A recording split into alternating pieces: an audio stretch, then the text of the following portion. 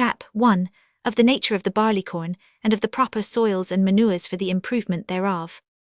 This grain is well known to excel all others for making of malts that produce those fine British liquors, beer and ale, which no other nation can equalize. But as this excellency cannot be obtained unless the several ingredients are in a perfect state and order, and these also attended with a right judgment, I shall here endeavour to treat on their several particulars, and first of soils.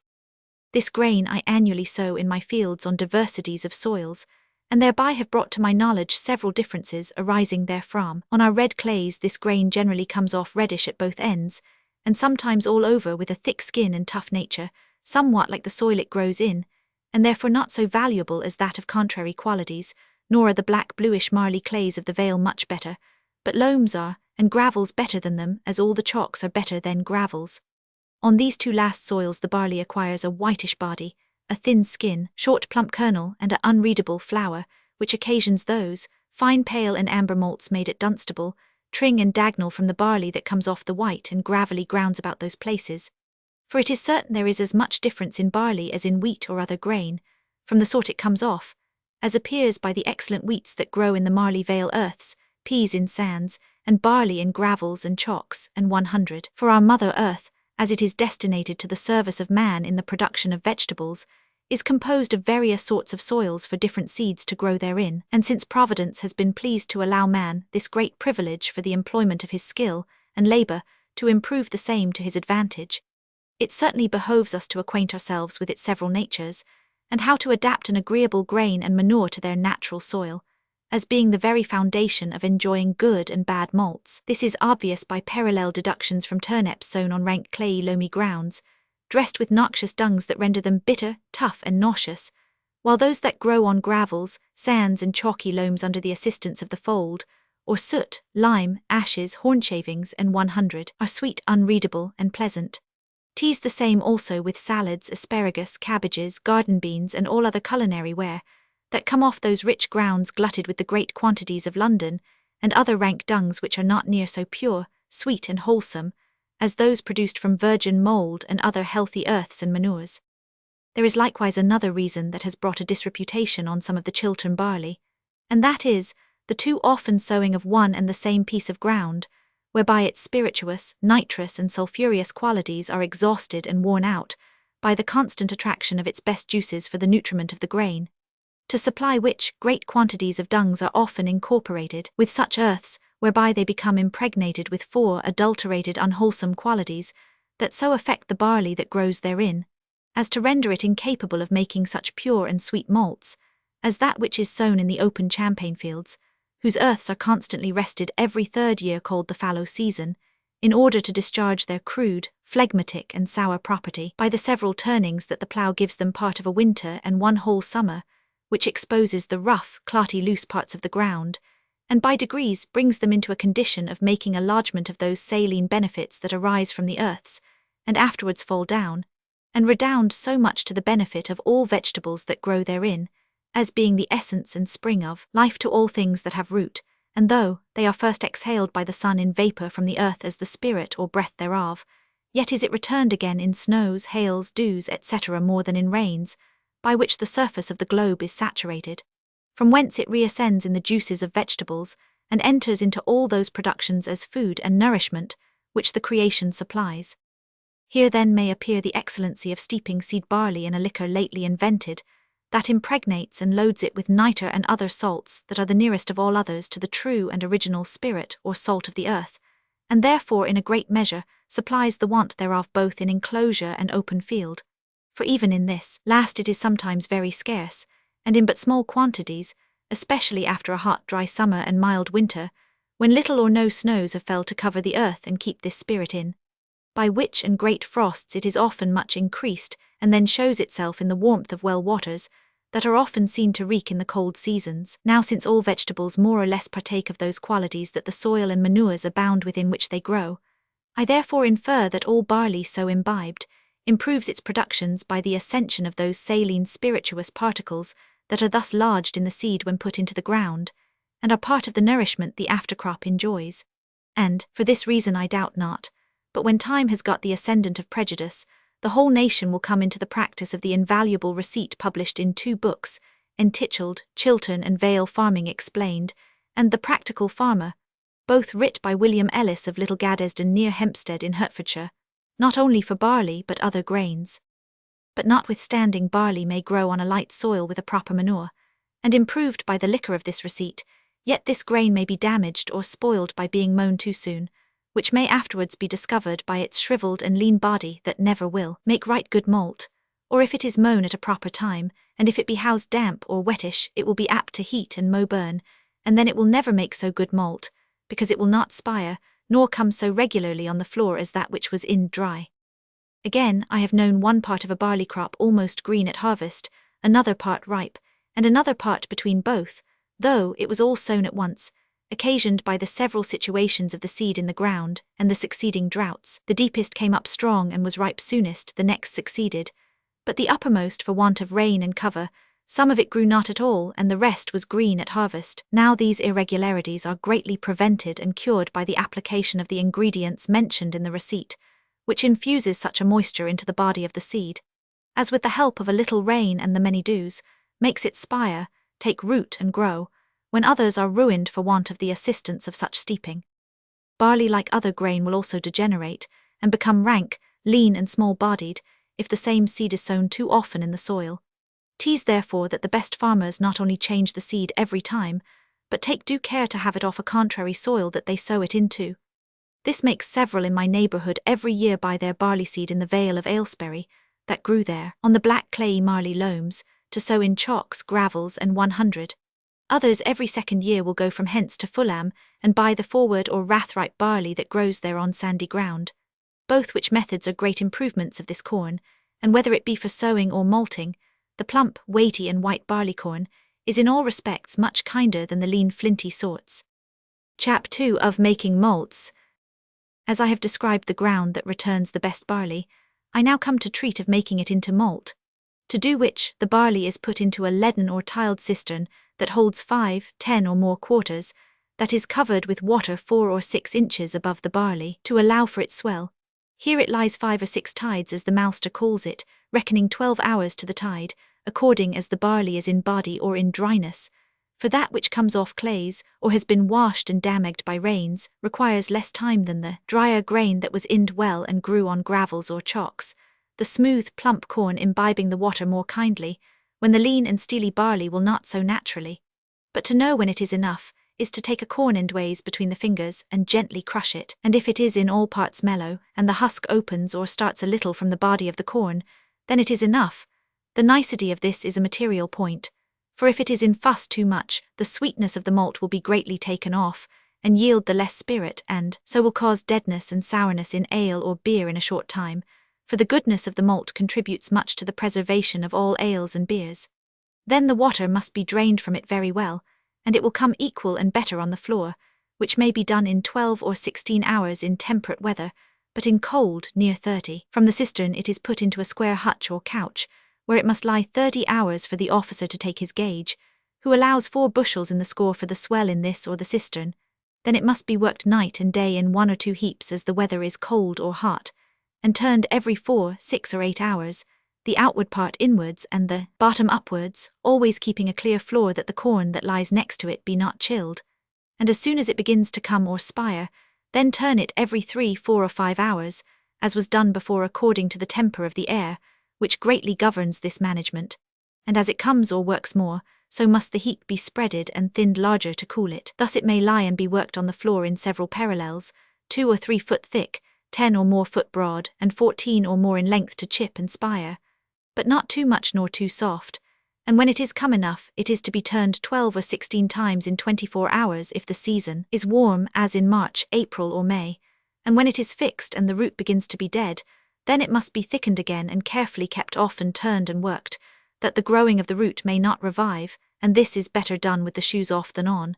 And here the workman's art and diligence in particular is tried in keeping the floor clear and turning the malt often, that it neither moulds nor acre spires, that is, that the blade does not grow out at the opposite end of the root. For if it does, the flour and strength of the malt is gone, and nothing left behind but the acre spire, husk and tail. Now when it is at this degree and fit for the kiln, It is often practiced to put it into a heap and let it lie 12 hours before it is turned, to heat and mellow, which will much improve the malt if it is done with moderation, and after that time it must be turned every 6 hours during 24, but if it is overheated, it will become like grease and be spoiled, or at least cause the drink to be unwholesome. When this operation is over, it then must be put on the kiln to dry 4, 6 or 12 hours, according to the nature of the malt, for the pale sort requires more leisure and less fire than the amber or brown sorts. 3 inches thick was formerly thought a sufficient depth for the malt to lie on the hair cloth, but now 6 is often allowed it to a fault. 14 or 16 foot square will dry about 2/4 if the malt lies 4 inches thick, and here it should be turned every 2, 3 or 4 hours, keeping the hair cloth clear.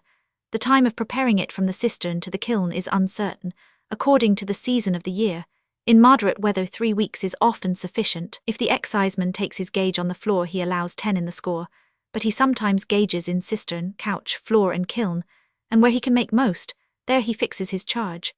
When the malt is dried, it must not cool on the kiln but be directly thrown off, not into a heap, but spreaded wide in an airy place, till it is thoroughly cool, then put it into a heap or otherwise dispose of it. There are several methods used in drying of malts, as the iron plate frame, the tile frame that are both full of little holes, the brasswood and ironwood frame and the hair cloth. The iron and tiled one were chiefly invented for drying of brown malts and saving of fuel, for these when they come to be thorough hot will make the corns crack and jump by the fierceness of their heat, so that they will be roasted or scorched in a little time, and after they are off the kiln, to plump the body of the corn and make it take the eye, some will sprinkle water over it that it may meet with the better market, but if such malt is not used quickly, it will slacken and lose its spirits to a great degree, and perhaps in half a year or less may be taken by the wolves and spoiled. Such hasty dryings or scorchings are also apt to bitter the malt by burning its skin, and therefore these kilns are not so much used now as formerly.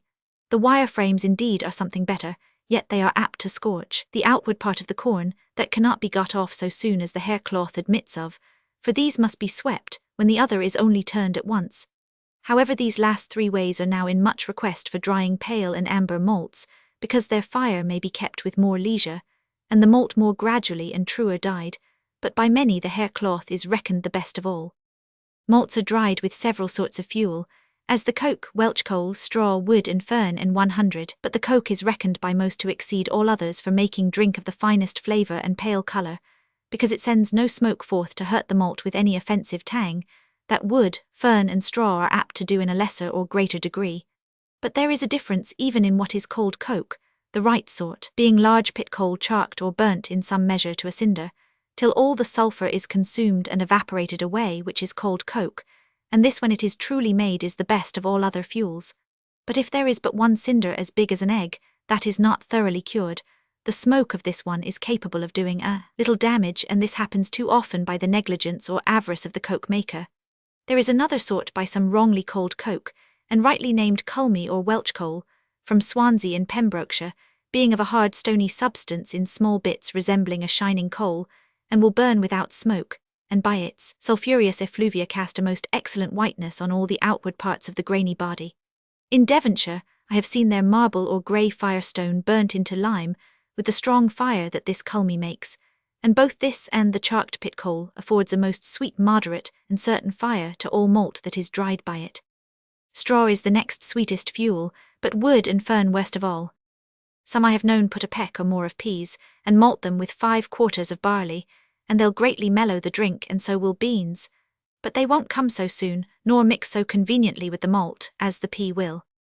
I knew a farmer, when he sends 5 quarters of barley to be malted, puts in half a peck or more of oats amongst them, to prove he has justice done him by the maker, who is hereby confined not to change his malt by reason others won't like such a mixture. But there is an abuse sometimes committed by a necessitous malster, who to come by malt sooner than ordinary, makes use of barley before it is thoroughly sweated in the mow, and then it never makes right malt, but will be steely and not yield a due quantity of wort, as I knew it once done by a person that thrashed the barley immediately from the cart as it was brought out of the field, but they that used its malt suffered not a little, for it was impossible it should be good, because it did not thoroughly chip or spire on the floor, which caused this sort of malt, when the water was put to it in the mash tub, to swell up and absorb the liquor, but not return its due quantity again as true malt would. Nor was the drink of this malt ever good in the barrel, but remained a raw insipid beer, past the art of man to cure, because this, like cider made from apples, directly off the tree, that never sweated out their phlegmatic crude juice in the heap, cannot produce a natural liquor from such unnatural management.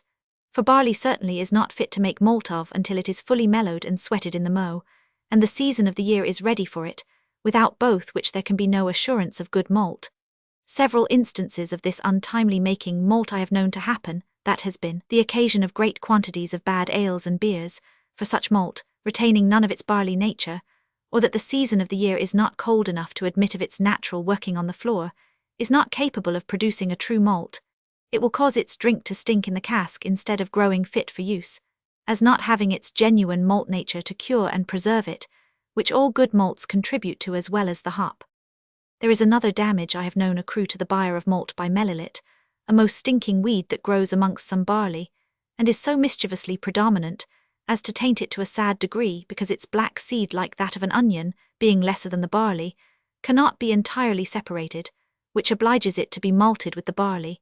and makes the drink so heady that it is apt to fuddle the unwary by drinking a small quantity. This weed is so natural to some ground that the farmer despairs of ever extirpating it, and is to be avoided as much as possible, because it very much hurts the drink that is made from malt mixed with it, by its nauseous scent and taste, as may be perceived by the ointment made with it that bears its name.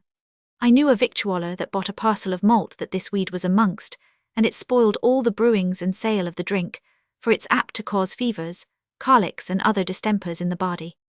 Darnel is a rampant weed and grows much amongst some barley, especially in the bad husbandman's ground, and most where it is sown with the seed barley. It does the least harm amongst malt, because it adds a strength to it and quickly intoxicates if there is much in it. But where there is but little, the malster regards it not, for the sake of its inebriating quality. There are other weeds or seeds that annoy the barley, but as the screen, sieve and throwing will take most of them out, there does not require here a detail of their particulars. Oats malted as barley is, will make a weak, soft, mellow and pleasant drink, but wheat when done so, will produce a strong, heady, nourishing, well-tasted and fine liquor, which is now more practised than ever. Chap 3 To know good from bad malts. This is a matter of great importance to all brewers, both public and private, for 'tis common for the seller to cry all is good, but the buyer's case is different, wherefore it is prudential to endeavour to be master of this knowledge. But I have heard a great malster that lived towards where, say, he knew a grand brewer that wetted near 200 quarters a week, was not a judge of good and bad malts, without which 'tis impossible to draw a true length of ale or beer. To do this I know but a few ways. First, by the bite, is to break the malt corn across between the teeth, in the middle of it or at both ends, and if it tasteth mellow and sweet, has a round body, breaks soft, is full of flour all its length, smells well and has a thin skin, then it is good. Secondly, by water, is to take a glass near full and put in some malt, and if it swims it is right, but if any sinks to the bottom, then it is not true malt but steely and retains somewhat of its barley nature. Yet I must own, this is not an infallible rule, because if a corn of malt is cracked, split or broke, it will then take the water and sink, but there may an allowance be given for such incidents, and still room enough to make a judgment. Thirdly, malt that is truly made will not be hard and steely, but of so mellow a nature, that if forced against a dry board, will mark and cast a white colour almost like chalk. Fourthly, malt that is not rightly made will be part of it of a hard barley nature, and weigh heavier than that which is true malt. Chap 4 Of the nature and use of pale, amber and brown malts. The pale malt is the slowest and slackest dried of any, and where it has had a leisure fire, a sufficient time allowed it on the kiln, and a due care taken of it, the flour of the grain will remain in its full quantity, and thereby produce a greater length of wort than the brown high-dried malt, for which reason it is sold for 1 or 2 shillings per quarter more than that. This pale malt is also the most nutritious sort to the body of all others, as being in this state the most simple and nearest to its original barley corn, that will retain an alkalious and balsamic quality much longer than the brown sort. The tender drying of this malt bringing its body into so soft a texture of parts, that most of the great brewers brew it with spring and well waters, whose hard and binding properties they think agrees best with this loose-bodied malt, either in ales or beers, and which will also dispense with hotter waters in brewing of it, than the brown malt can. The amber-coloured malt is that which is dried in a medium degree, between the pale and the brown, and is very much in use, as being free of either extreme.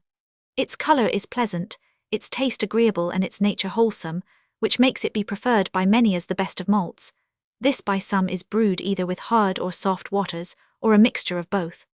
The brown malt is the soonest and highest dried of any, even till it is so hard that it's difficult to bite some of its corns asunder, and is often so crusted or burnt that the farinous part loses a great deal of its essential salts and vital property, which frequently deceives its ignorant brewer, that hopes to draw as much drink from a quarter of this as he does from pale or amber sorts. This malt by some is thought to occasion the gravel and stone, besides what is commonly called the heartburn, and is by its steely nature less nourishing than the pale or amber malts, being very much impregnated with the fiery fumiferous particles of the kiln, and therefore its drink sooner becomes sharp and acid than that made from the pale or amber sorts, if they are all fairly brewed. For this reason the London brewers mostly use the Thames or New River waters to brew this malt with, for the sake of its soft nature, whereby it agrees with the harsh qualities of it better than any of the well or other hard sorts, and makes a luscious ale for a little while, and a butt beer that will keep very well 5 or 6 months, but after that time it generally grows stale, notwithstanding there be 10 or 12 bushels allowed to the hogshead, and it be hopped accordingly. Pale and amber malts dried with coke or culm obtains a more clean bright pale colour than if dried with any other fuel, because there is not smoke to darken and sully their skins or husks, and give them an ill relish that those malts little or more have, which are dried with straw, wood or fern, and 100. The coke or Welch coal also makes more true and complete malt, as I have before hinted, than any other fuel, because its fire gives both a gentle and certain heat, whereby the corns are in all their parts gradually dried, and therefore of late these malts have gained such a reputation that great quantities have been consumed in most parts of the nation for their wholesome natures and sweet fine taste. These make such fine ales and butt beers, as has tempted several of our masters in my neighbourhood to burn coke or culm at a great expense of carriage 30 miles from London. Next to the coke-dried malt, the straw-dried is the sweetest and best tasted. This I must own is sometimes well malted where the barley, wheat, straw, conveniencies and the maker's skill are good, but as the fire of the straw is not so regular as the coke, the malt is attended with more uncertainty in its making, because it is difficult to keep it to a moderate and equal heat, and also exposes the malt in some degree to the taste of the smoke.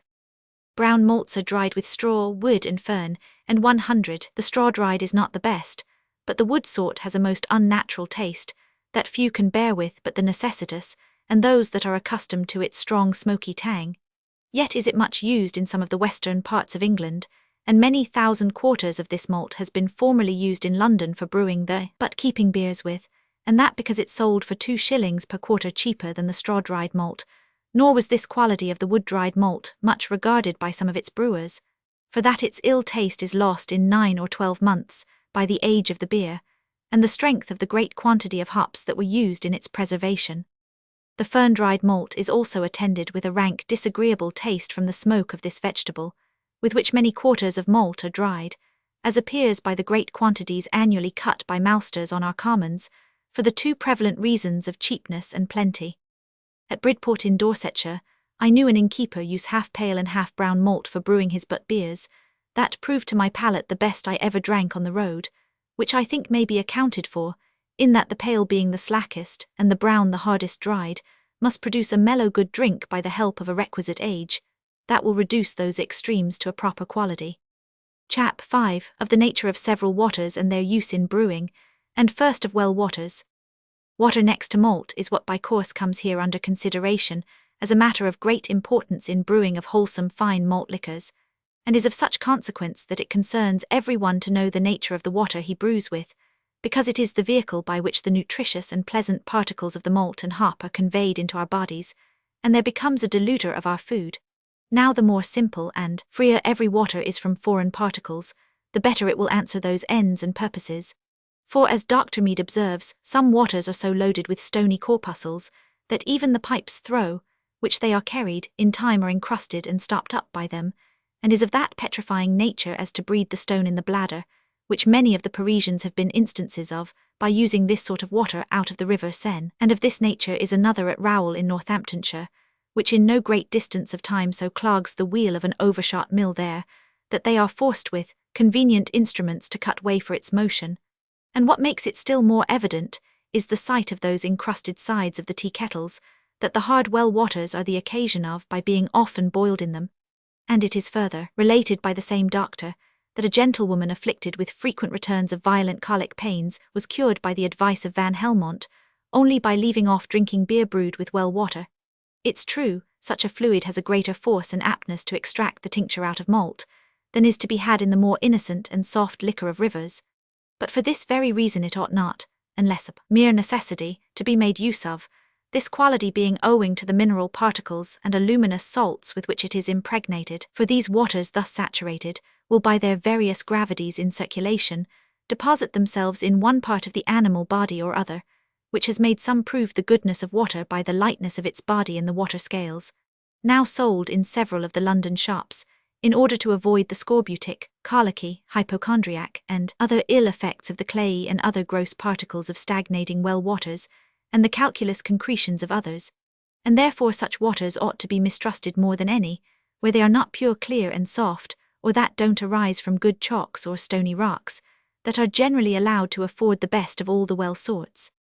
Spring waters are in general liable to partake of those minerals through which they pass, and are salubrious or mischievous accordingly.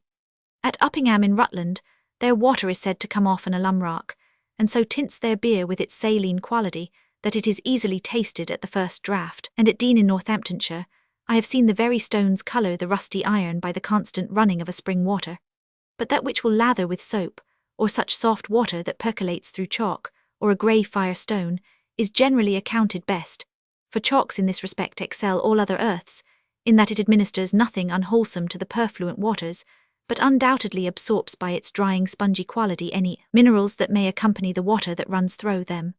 For which reason they throw in great quantities of chalk into their wells at Aylesbury to soften their water, which coming off a black sandstone, is so hard and sharp that it will often turn their beer sour in a week's time, so that in its original state it's neither fit to wash nor brew with, but so long as the alkalous soft particles of the chalk holds good, they put it to both uses.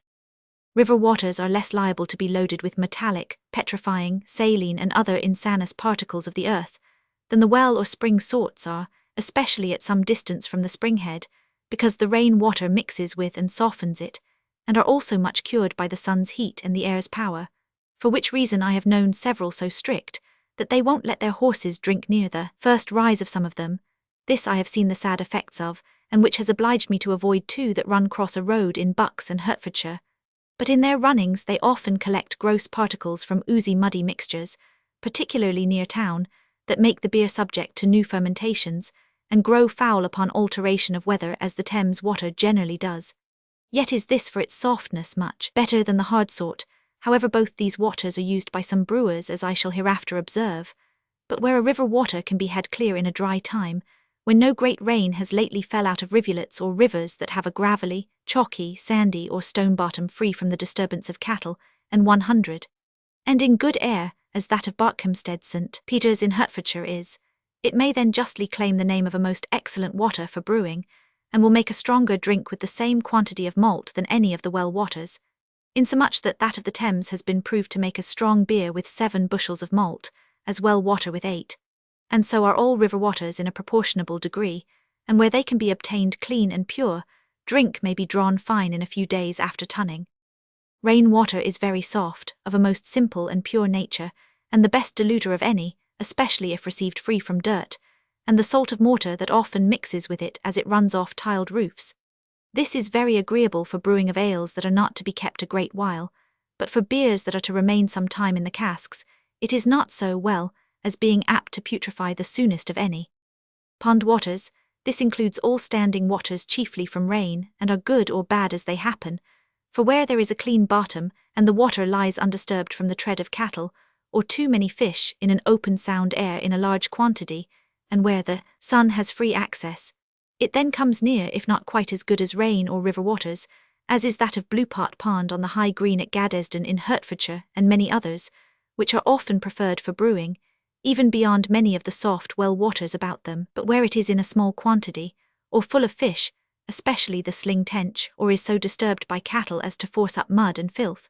it is then the most foul and disagreeable of all others. So is it likewise in long dry seasons when our pond waters are so low as obliges us to strain it through sieves before we can use it, to take out the small red worms and other corruptions that our stagnant waters are generally then too full of. The latest and best doctors have so far scrutinized into the prime cause of our British malady, the scurvy, as to affirm its first rise is from our unwholesome stagnating waters, and especially those that come off a clayey surface, as there are about Londonderry and Amsterdam, for that, where the waters are worst, there this distemper is most common, so that in their writings they have put it out of all doubt,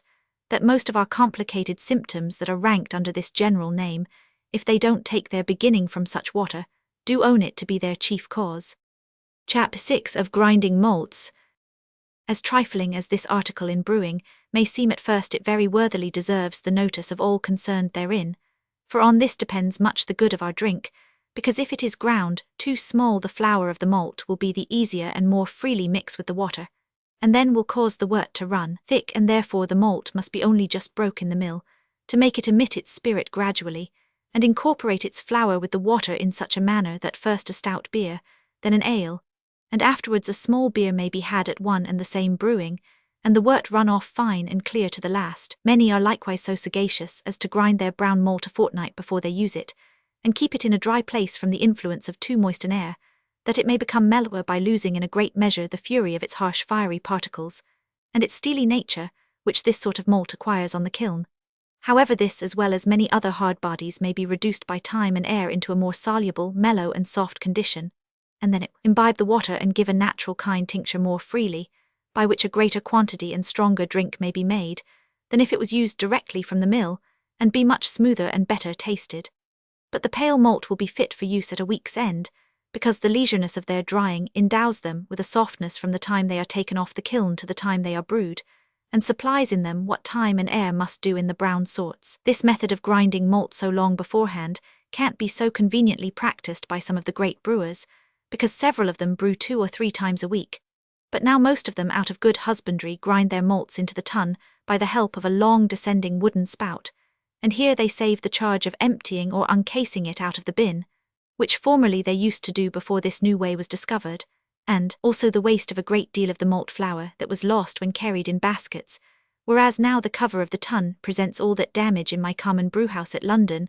I ground my malt between 2 large stones by the horse mill that with 1 horse would grind blank space quarters an hour, but in the country I use a steel hand mill, that cost at first 40 shillings, which will by the help of only 1 man grind 6 or 8 bushels in an hour and will last a family many years without hardening or cutting.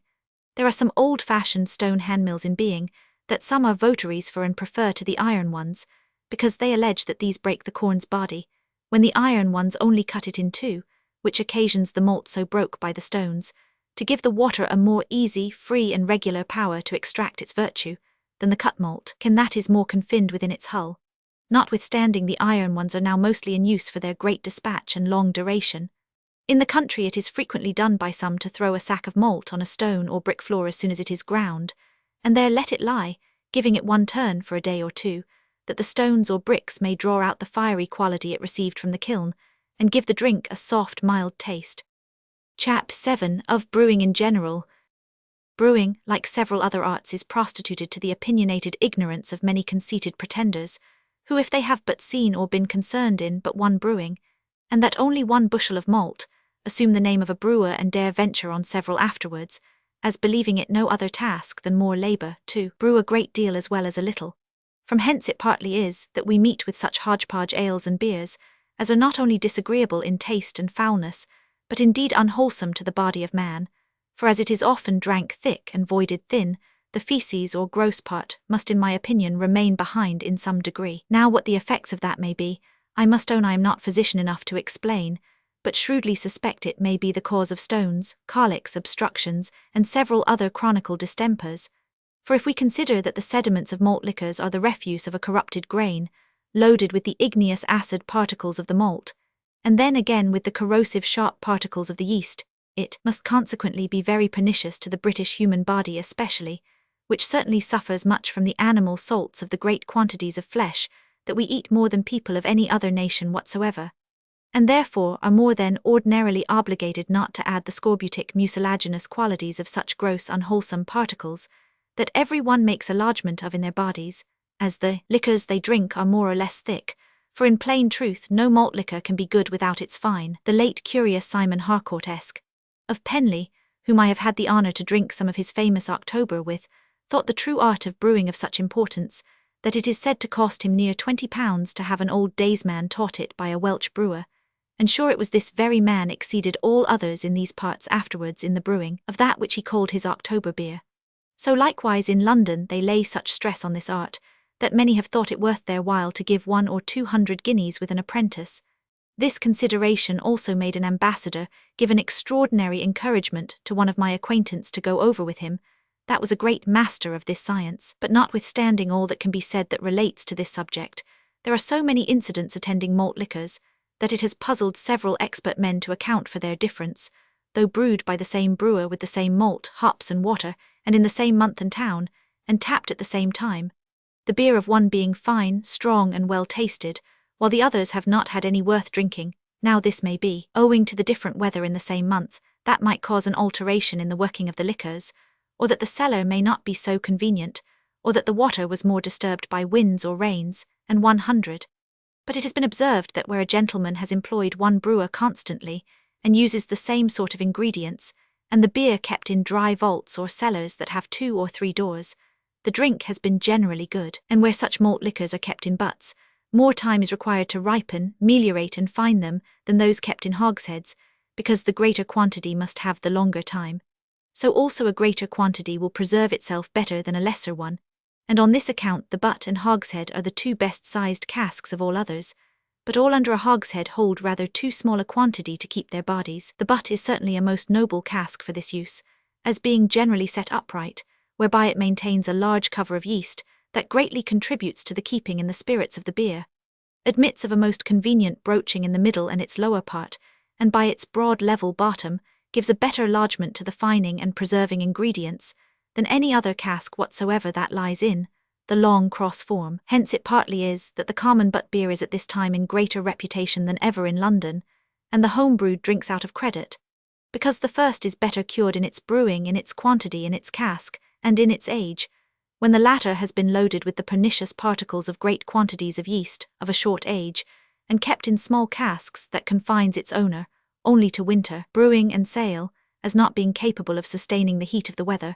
for that the acidity of the yeast brings on a sudden hardness and staleness of the ale, which to preserve in its mild ally taste, will not admit of any great quantity of hops.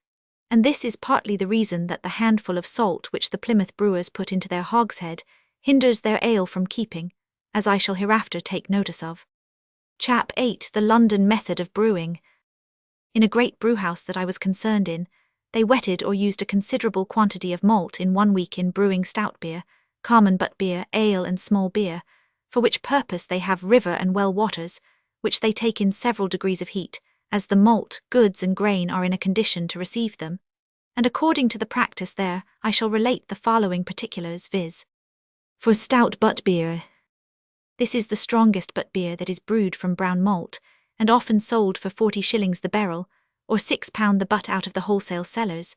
The liquor, for it is 6d forfeit in the London brewhouse if the word water is named in the copper designed for the first mash, has a 2-bushel basket, or more of the most hully malt throwed over it, to cover its top and forward its boiling. This must be made very hot, almost ready to boil, yet not so as to blister, for then it will be in too high a heat. But as an indication of this, the foul part of the liquor will ascend, and the malt swell up, and then it must be parted, looked into and felt with the finger or back of the hand, and if the liquor is clear and can but be just endured, it is then enough, and the stoker must damp his fire as soon as possible by throwing in a good parcel of fresh coals, and shutting his iron vent doors if there are any. Immediately on this they let as much cold liquor or water run into the copper as will make it all of a heat, somewhat more than blood warm. This they pump over, or let it pass by a cock into an upright wooden square spout or trunk, and it directly rises through the holes of a false bottom into the malt, which is worked by several men with oars for about half an hour, and is called the first and stiff mash. While this is doing, there is more liquor heating in the copper that must not be let into the mash tun till it is very sharp, almost ready to boil. With this they mash again, then cover it with several baskets of malt, and let it stand an hour before it runs into the underback, which when boiled an hour and a half with a good quantity of hops makes this stout. The next is mashed with a cooler liquor, then a sharper, and the next blood warm or quite cold. by which alternate degrees of heat, a quantity of small beer is made after the stout. For brewing strong brown ale cold stitch. This is most of it the first running of the malt, but yet of a longer length than is drawn for the stout. It has but few hops boiled in it, and is sold for 8 pence per gallon at the brewhouse out of the tun, and is generally made to amend the common brown ale with on particular occasions. This ale I remember was made use of by Medlicott-esque, in the beginning of a consumption, and I heard him say, it did him very great service, for he lived many years afterwards. For brewing common brown ale and starting beer, they take the liquors from the brown ale as for the stout, but draw a greater quantity from the malt than for stout or stitch, and after the 5th and 2nd mash they cap the goods with fresh malt to keep in the spirit and boil it an hour. After this, small beer is made of the same goods. Thus also the common brown starting but beer is brewed, only boiled with more hops an hour and a half, and worked cooler and longer than the brown ale, and a shorter length drawn from the malt. But it is often practised after the brown ale, and where a quantity of small beer is wanted, or that it is to be brewed better than ordinary, to put so much fresh malt on the goods as will answer that purpose.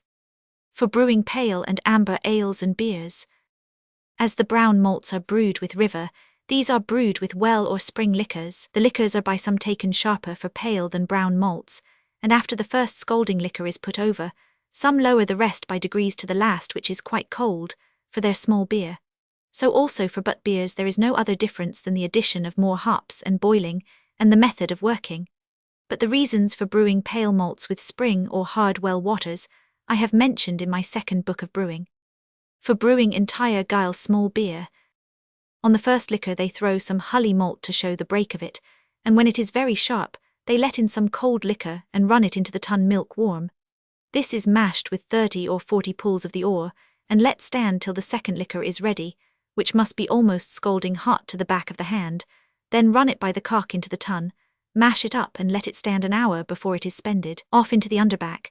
These 2 pieces of liquor will make 1 copper of the first wort, without putting any fresh malt on the goods, the next liquor to be blood warm, the next sharp, and the next cool or cold. For the general way in great brewhouses is to let a cool liquor precede a sharp one, because it gradually opens the pores of the malt and goods, and prepares the way for the hotter liquor that is to follow. The several lengths or quantities of drinks that have been made from malt, and their several prices, as they have been sold at a common brewhouse. For stout beer is commonly drawn 1 barrel off a quarter of malt, and sold for 30 shillings per barrel from the tun. For stitch or strong brown ale, 1 barrel and a firkin, at 1 and 20 shillings and 4 pence per barrel from the tun. For common brown ale, 1 barrel and a half or more at 16 shillings per barrel, that holds 32 gallons from the tun. For entire small beer, 5 or 6 barrels off a quarter, at 7 or 8 shillings per barrel from the tun. For pale and amber ale, 1 barrel and a firkin, at 1 shilling per gallon from the tun. Chap 9. The country or private way of brewing. Several countries have their several methods of brewing, as is practised in Wales, Dorchester, Nottingham, Dundle, and many other places. But evading particulars, I shall here recommend that which I think is most serviceable both in country and London private families. And first, I shall observe that the great brewer has some advantages in brewing more than the small one, and yet the latter has some conveniences which the former can't enjoy. For 'tis certain that the great brewer can make more drink, and draw a greater length in proportion to his malt, than a person can from a lesser quantity, because the greater the body, the more is its united power in receiving and discharging, and he can brew with less charge and trouble by means of his more convenient utensils. But then the private brewer is not without his benefits, for he can have his malt ground at pleasure, his tubs and movable coolers sweeter and better cleaned than the great fixed tuns and backs. He can skim off his top yeast and leave his bottom lees behind, which is what the great brewer can't so well do. He can at discretion make additions of cold wort to his 2 forward ales and beers, which the great brewer can't so conveniently do.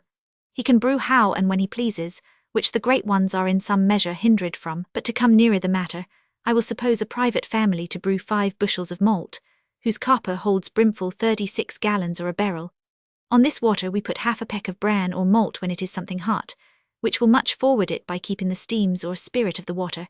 and when it begins to boil, if the water is foul, skim off the bran or malt and give it the hogs, or else lade both water and that into the mash vat, where it is to remain till the steam is near spent, and you can see your face in it, which will be in about a quarter of an hour in cold weather.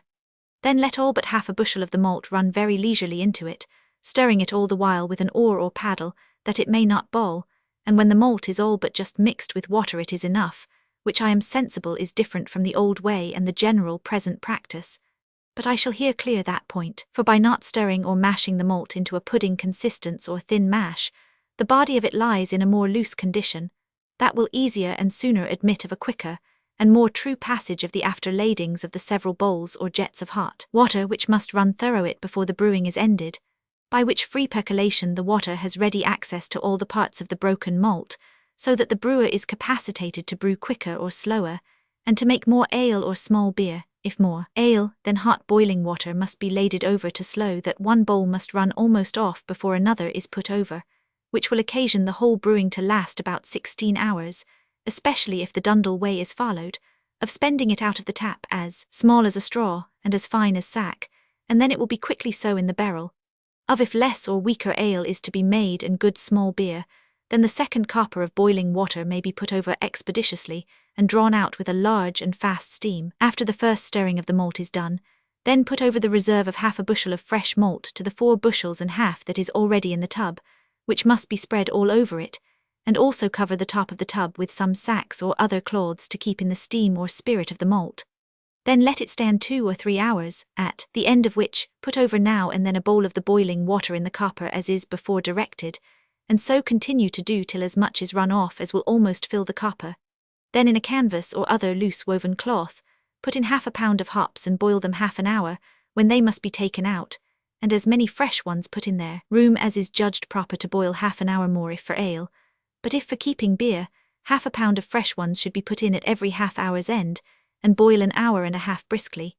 Now while the first copper of wort is boiling, there should be scalding water leisurely put over the goods, bowl by bowl, and run off that the copper may be filled again immediately after the first is out, and boiled an hour with near the same quantity of fresh hops, and in the same manner as those in the first copper of ale wort were. The rest for small beer may be all cold water put over the grains at once, or at twice, and boiled an hour each copper with the hops that has been boiled before. But here I must observe that sometimes I have not an opportunity to get hot water for making all my second copper of wort, which obliges me then to make use of cold to supply what was wanting. Out of 5 bushels of malt, I generally make a hogshead of ale with the 2 first coppers of wort, and a hogshead of small beer with the other 2, but this more or less according to please me, always taking care to let each copper of wort be strained off through a sieve, and cool in 4 or 5 tubs to prevent its foxing. Thus I have brewed many hogsheads of middling ale that when the malt is good, has proved strong enough for myself and satisfactory to my friends. But for strong keeping beer, the first copper of wort may be wholly put to that use, and all the rest small beer. Or when the first copper of wort is entirely made use of for strong beer, the goods may be helped with more fresh malt, according to the London fashion, and water lukewarm put over at first with the bowl, but soon after sharp or boiling water, which may make a copper of good ale, and small beer after that. In some parts of the north, they take 1 or more cinders red hot, and throw some salt on them to overcome the sulphur of the coal, and then directly thrust it into the fresh malt or goods, where it lies till all the water is laded over and the brewing done, for there is only 1 or 2 mashings or stirrings at most necessary in a brewing. Others that brew with wood will quench 1 or more brands ends of ash in a copper of wort, to mellow the drink as a burnt toast of bread does a pot of beer. But it is to be observed that this must not be done with oak, fir, or any other strong-scented wood, lest it does more harm than good. Another way. When small beer is not wanted, and another brewing is soon to succeed the former, then may the last small beer wort, that has had no hops boiled in it, remain in the copper all night, which will prevent its foxing, and be ready to boil instead of so much water to put over the next fresh malt. This will greatly contribute to the strengthening, bettering, and colouring of the next wort, and is commonly used in this manner when stout or October beer is to be made, not that it is less serviceable if it was for ale, or entire guile small beer.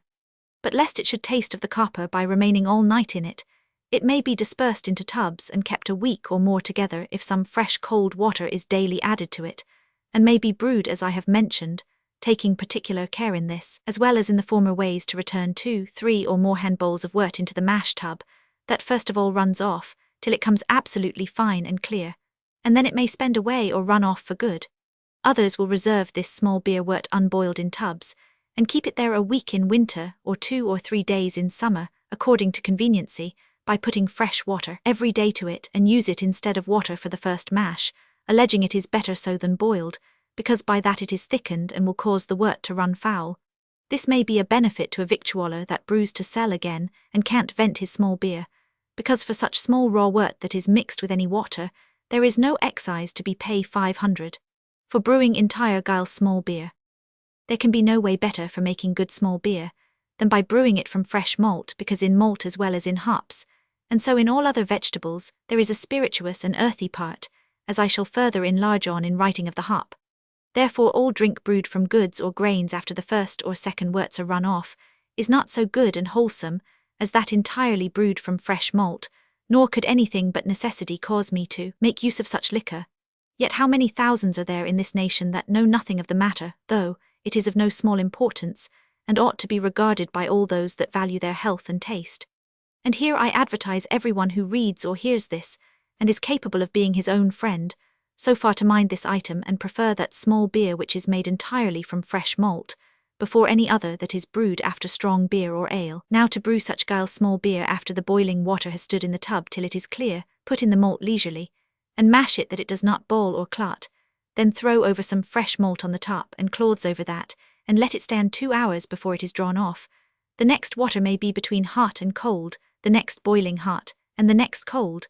Or if conveniency allows not, there may be once scalding water, and all the rest cold instead of the last 3. Thus I brew my entire guile small beer, by putting the first and last worts together, allowing half or a pound of hops to a hogshead and boiling it 1 hour. But if the hops were shifted twice in that time, the drink would plainly discover the benefit. Sometimes, when I have been in haste for small beer, I have put half a bushel of malt and a few hops into my beryl copper, and boiled a kettle gallop as some call it an hour, and made me a present drink, till I had more leisure to brew better. A particular way of brewing strong October beer. There was a man in this country that brewed for a gentleman constantly after a very precise method, and that was, as soon as he had put over all his first copper of water and mashed it some time, he would directly let the cock run a small stream, and presently put some fresh malt on the former and mash on the while the cock was spending, which he would put again over the malt, as often as his pail or hand bowl was full, and this for an hour or 2 together. Then he would let it run off entirely and put it over at once, to run off again as small as a straw. This was for his October beer. Then he would put scalding water over the goods at once, but not mash, and cap them with more fresh malt that stood an hour undisturbed before he would draw it off for ale. The rest was hot water put over the goods and mashed at twice for small beer, and it was observed that his October beer was the most famous in the country, but his grains good for little, for that he had by this method washed out all or most of their goodness. This man was a long while in brewing, and once his beer did not work in the barrel for a month in a very hard frost, yet when the weather broke it recovered and fermented well, and afterwards proved very good drink, but he seldom worked, his beer less than a week in the vat, and was never tapped under 3 years. This way indeed is attended with extraordinary labour and time, by the brewers running off the wort almost continually, and often returning the same again into the mash vat. But then it certainly gives him an opportunity of extracting and washing out the goodness of the malt, more than any of the common methods, by which he is capacitated to make his October or March beer as strong as he pleases.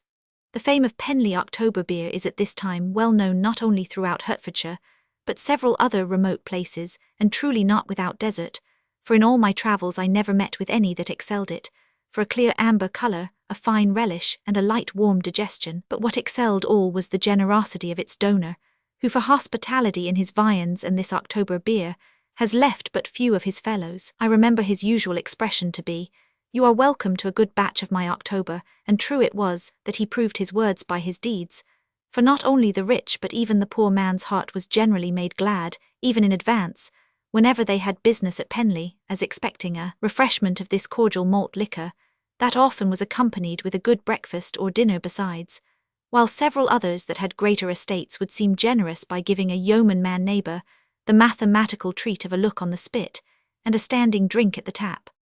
Of brewing Marlos's beer. Marlos's or treacle has certainly been formerly made too much use of in the brewing of stout beer, common butt beers, brown ales and small beer when malts have been dear.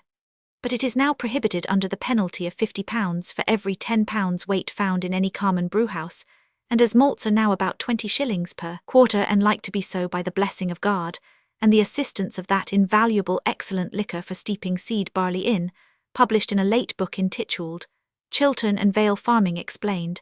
there is no great danger of that, imposition being rife again, which in my opinion was very unwholesome because the brewer was obliged to put such a large quantity of treacle into his water or small wort to make it strong beer or ale, as very probably raised a sweating in some degree in the body of the drinker,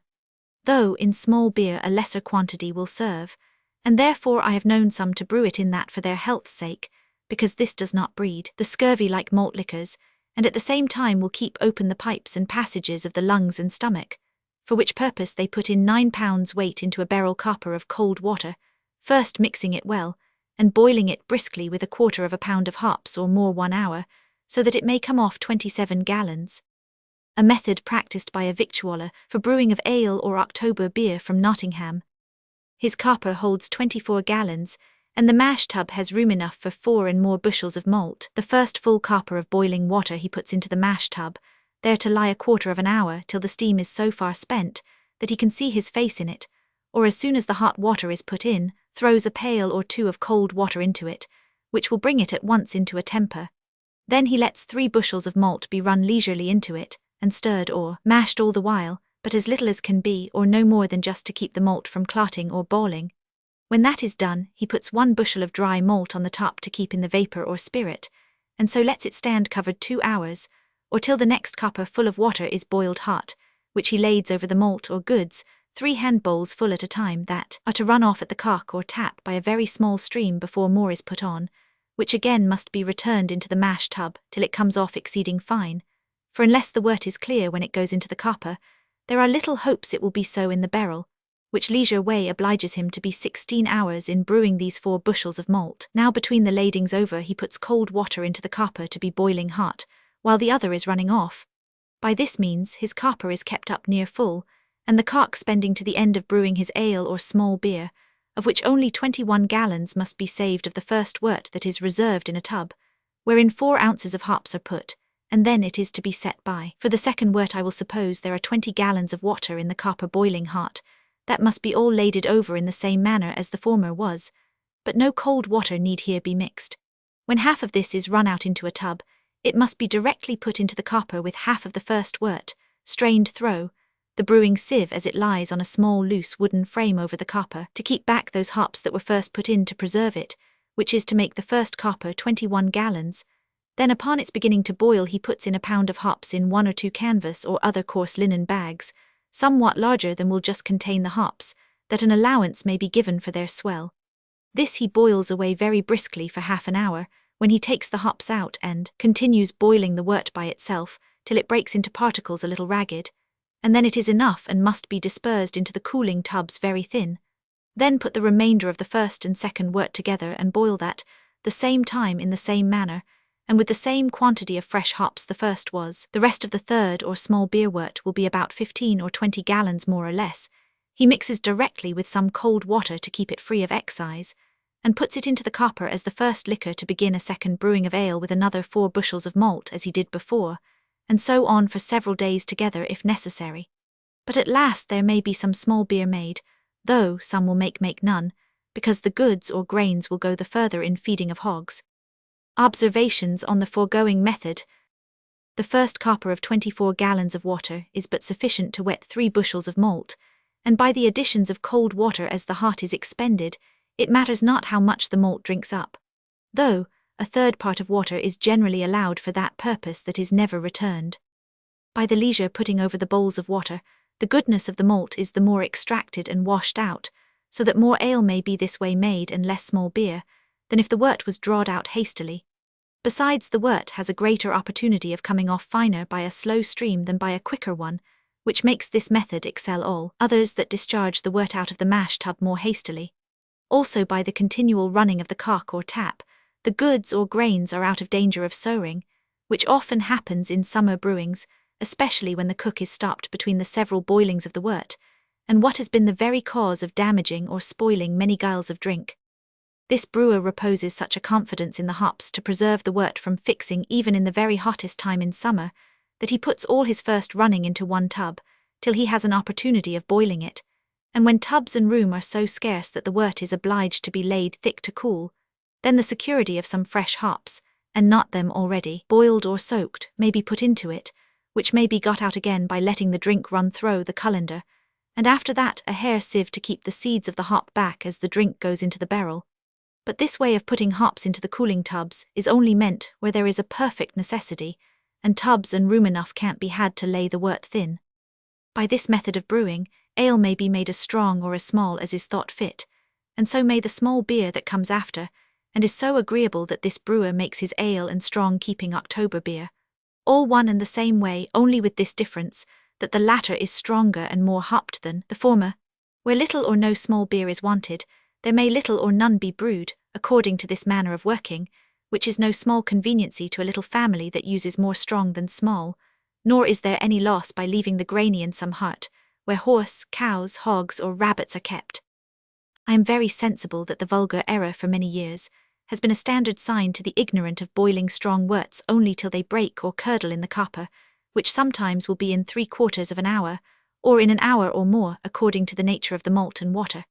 But from these in some measure I dissent, and also from those that boil it 2 or 3 hours, for it is certain the longer worts boil, the thicker they are made, because the watery or thin parts evaporate first away, and the thicker any drink is boiled, the longer it requires to lie in the barrel to have its particles broke, which age must be then the sole cause of, and therefore I have fixed the time and sign to know when the wort is truly enough,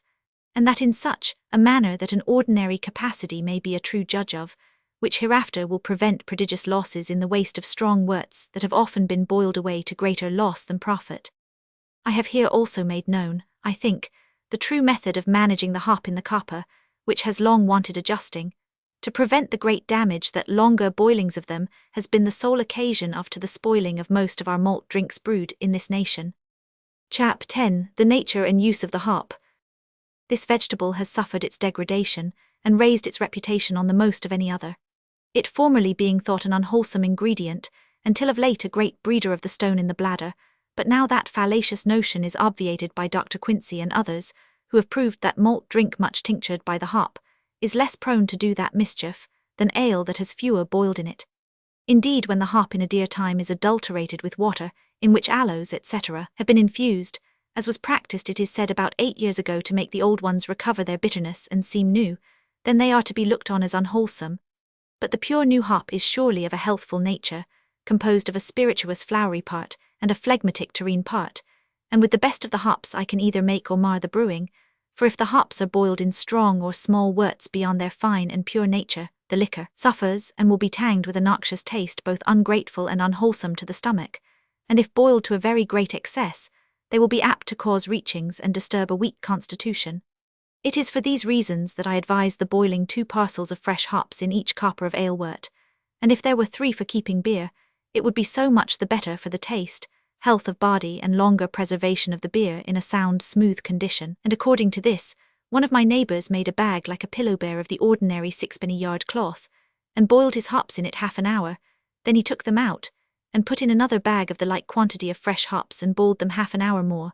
by which means he had an opportunity of boiling both wort and hops their due time, saved himself the trouble of draining them through a sieve, and secured the seeds of the hops at the same time from mixing with the drink. Afterwards he boiled the same bags in his small beer, till he got the goodness of it out, but observed that the bags were made bigger than what would just contain the hops, otherwise it will be difficult to boil out their goodness. It's true that here is a charge increased by the consumption of a greater quantity of hops than usual, but then how greatly will they answer the desired end of enjoying fine palated wholesome drink, that in a cheap time will not amount to much if bought at the best hand, and if we consider their afteruse and benefit in small beer, there is not any loss at all in their quantity.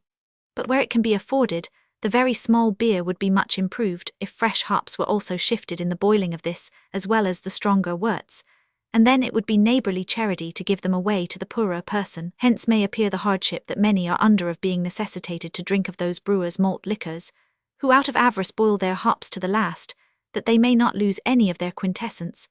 Nay, I have known some of the little victualling brewers so stupendiously ignorant, that they have thought they acted the good husband, when they have squeezed the hops after they have been boiled to the last in small beer, to get out all their goodness as they vainly imagined, which is so reverse to good management, that in my opinion they had much better put some sort of earth into the drink, and it would prove more pleasant and wholesome. And why the small beer should be in this manner, as I may justly call it, spoiled for want of the trifling charge of a few fresh hops, I am a little surprised at, since is the most general liquor of families, and therefore as great care is due to as any in its brewing, to enjoy it in pure and wholesome order. After the wort is cooled and put into the working vat or tub, some have thrown fresh hops into it, and worked them with the yeast, at the same time reserving a few gallons of raw wort to wash the yeast through, a sieve to keep back the hop. This is a good way when hops enough have not been sufficiently boiled in the wort, or to preserve it in the coolers where it is laid thick, otherwise I think it needless. When hops have been dear, many have used the seeds of wormwood, that they buy in the London seed shops instead of them. Others daucus or wild carrot seed, that grows in our common fields, which many of the poor people in this country gather and dry in their houses against their wanting of them. Others that wholesome herb horehound, which indeed is a fine bitter and grows on several of our commons. But before I conclude this article, I shall take notice of a country bite as I have already done of a London one, and that is of an arch fellow that went about to brew for people, and took his opportunity to save all the used hops that were to be thrown away. These he washed clean, then would dry them in the sun or by the fire, and sprinkle the juice of horehound on them, which would give them such a greenish colour and bitterish taste, that with the help of the screw press he would sell them for new hops. Hops in themselves are known to be a subtle grateful bitter, whose particles are active and rigid, by which the viscid ramous parts of the malt are much divided, that makes the drink easy of digestion in the body. They also keep it from running into such cohesions as would make it ropy, valid, and sour, and therefore are not only of great use in boiled, but in raw worts to preserve them sound till they can be put into the copper, and afterwards in the tun while the drink is working, as I have before hinted. Here then I must observe, that the worser earthy part of the hop is greatly the cause of that rough, harsh, unpleasant taste, which accompany both ales and beers that have the hops so long boiled in them as to tincture their worts with their mischievous effects. For notwithstanding the malt be ever so good, the hops, if boiled too long in them, will be so predominant as to cause a nasty bad taste, and therefore I am in hopes our malt liquors in general will be in great perfection, when hops are made use of according to my directions, and also that more grounds will be planted with this most serviceable vegetable than ever, that their dearness may not be a disencouragement to this excellent practice. For I know an alehouse keeper and brewer who, to save the expense of hops that were then 2 shillings per pound, used but a quartern instead of a pound, the rest he supplied with daucus seeds.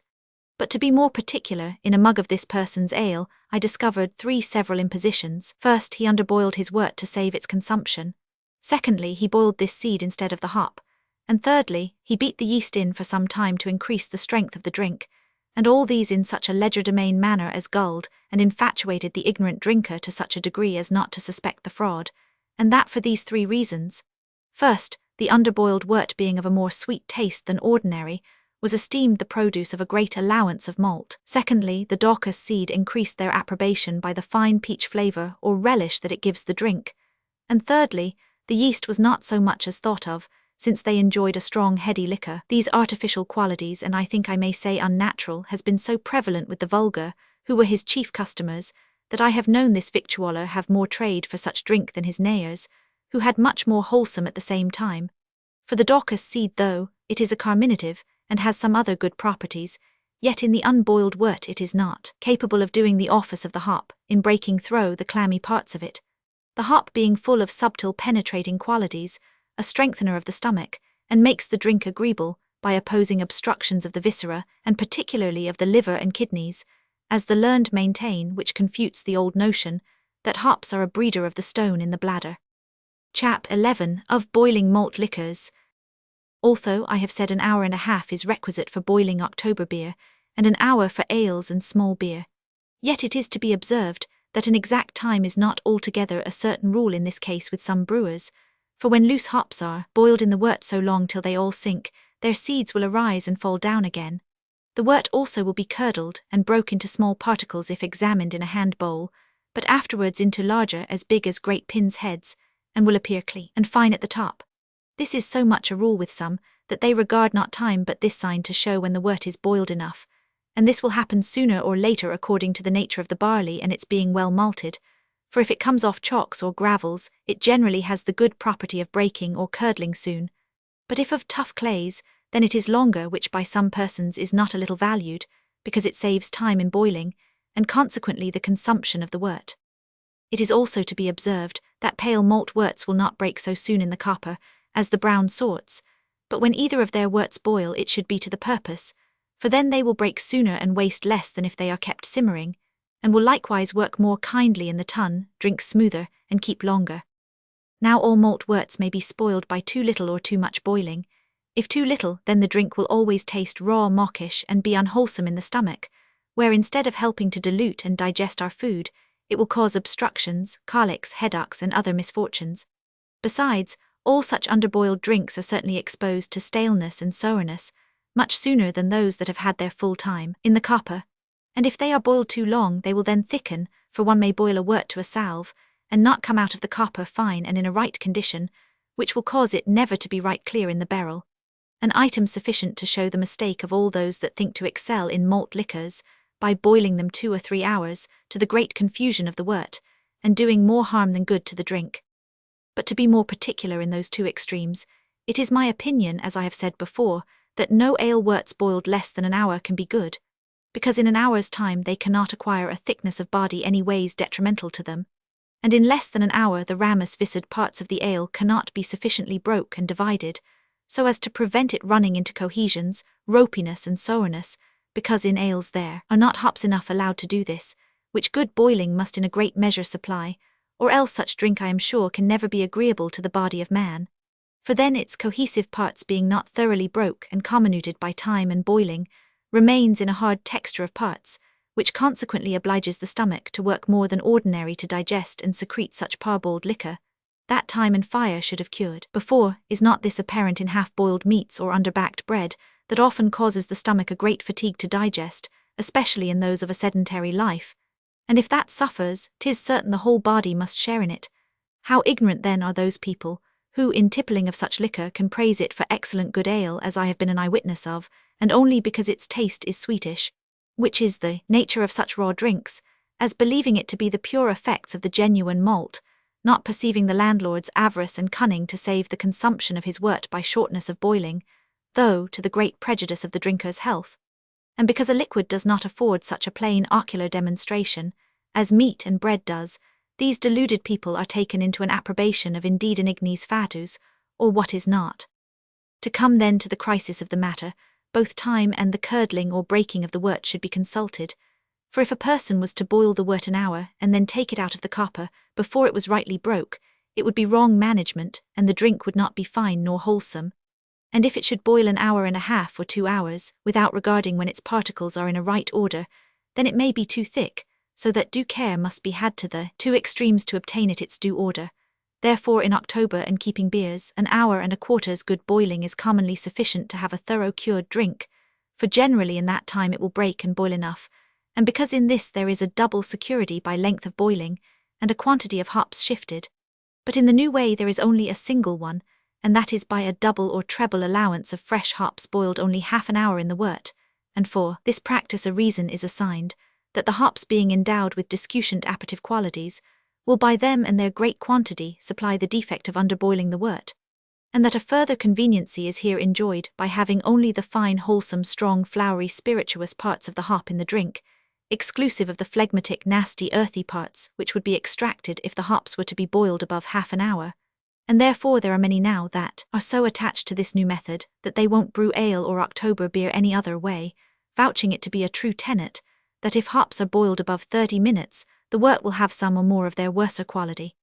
The allowance of hops for ale or beer cannot be exactly adjusted without coming to particulars, because the proportion should be according to the nature and quality of the malt, the season of the year it is brewed in, and the length of time it is to be kept. For strong brown ale brewed in any of the winter months, and boiled an hour, 1 pound is but barely sufficient for a hogshead, if it be tapped in 3 weeks or a month. If for pale ale brewed at that time and for that age, 1 pound and a quarter of hops, but if these ales are brewed in any of the summer months, there should be more hops allowed. For October or March brown beer, a hogshead made from 11 bushels of malt, boiled an hour and a quarter to be kept 9 months, 3.5 pounds ought to be boiled in such drink at the least. For October or March, pale beer made from 14 bushels, boiled an hour and a quarter and kept 12 months, 6 pound ought to be allowed to a hogshead of such drink, and more if the hops are shifted in 2 bags, and less time given the wort to boil. Now those that are of opinion that their beer and ales are greatly improved by boiling the hops only half an hour in the wort, I join in sentiment with them, as being very sure by repeated experience it is so. But I must here take leave to dissent from those that think that half an hour's boiling the wort is full enough for making right sound and well-relished malt drinks. However, of this I have amply and more particularly wrote in my second book of brewing in chapter 4, where I have plainly published the true sign or criterion to know when the wort is boiled just enough, and which I intend to publish in a little time. Chap 12 of Foxing or Tainting Malt Liquors. Foxing is a misfortune, or rather a disease in malt drinks occasioned by divers means, as the nastiness of the utensils, putting the worts too thick together in the backs or cooler, brewing too often and soon one after another, and sometimes by bad malts and waters, and the liquors taken in wrong heats, being of such pernicious consequence to the great brewer in particular, that he sometimes cannot recover and bring his matters into a right order again under a week or two, and is so hateful to him in its very name, that it is a general law among them to make all servants that name the word fox or foxing in the brewhouse to pay 6pence, which obliges them to call it Reynards.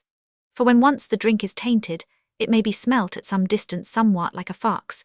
It chiefly happens in hot weather, and causes the beer and ale so tainted to acquire a fulsome sickish taste, that will if it is received in a great degree become ropy like treacle, and in some short time turn sour.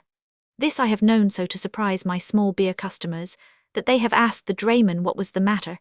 He, to act in his master's interest, tells them a lie, and says it is the goodness of the malt that causes that sweetish mockish taste, and then would brag at home how cleverly he came off. I have had it also in the country more than once, and that by the idleness and ignorance of my servant, who when a tub has been rinsed out only with fair water, has set it by for a clean one, but this won't do with a careful master, for I oblige him to clean the tub with a hand brush, ashes or sand every brewing, and so that I cannot scrape any dirt up under my nail. However, as the cure of this disease has baffled the efforts of many, I have been tempted to endeavour the finding out a remedy for the great malignity, and shall deliver the best I know on this score. And here I shall mention the great value of the hop, in preventing and curing the fox in malt liquors. When the wort is run into the tub out of the mashing vat, it is a very good way to throw some hops directly into it before it is put into the copper, and they will secure it against sourness and ropiness, that are the two effects of foxed worts or drinks, and is of such power in this respect that raw worts may be kept some time, even in hot weather, before they are boiled, and which is necessary, where there is a large quantity of malt used to a little copper.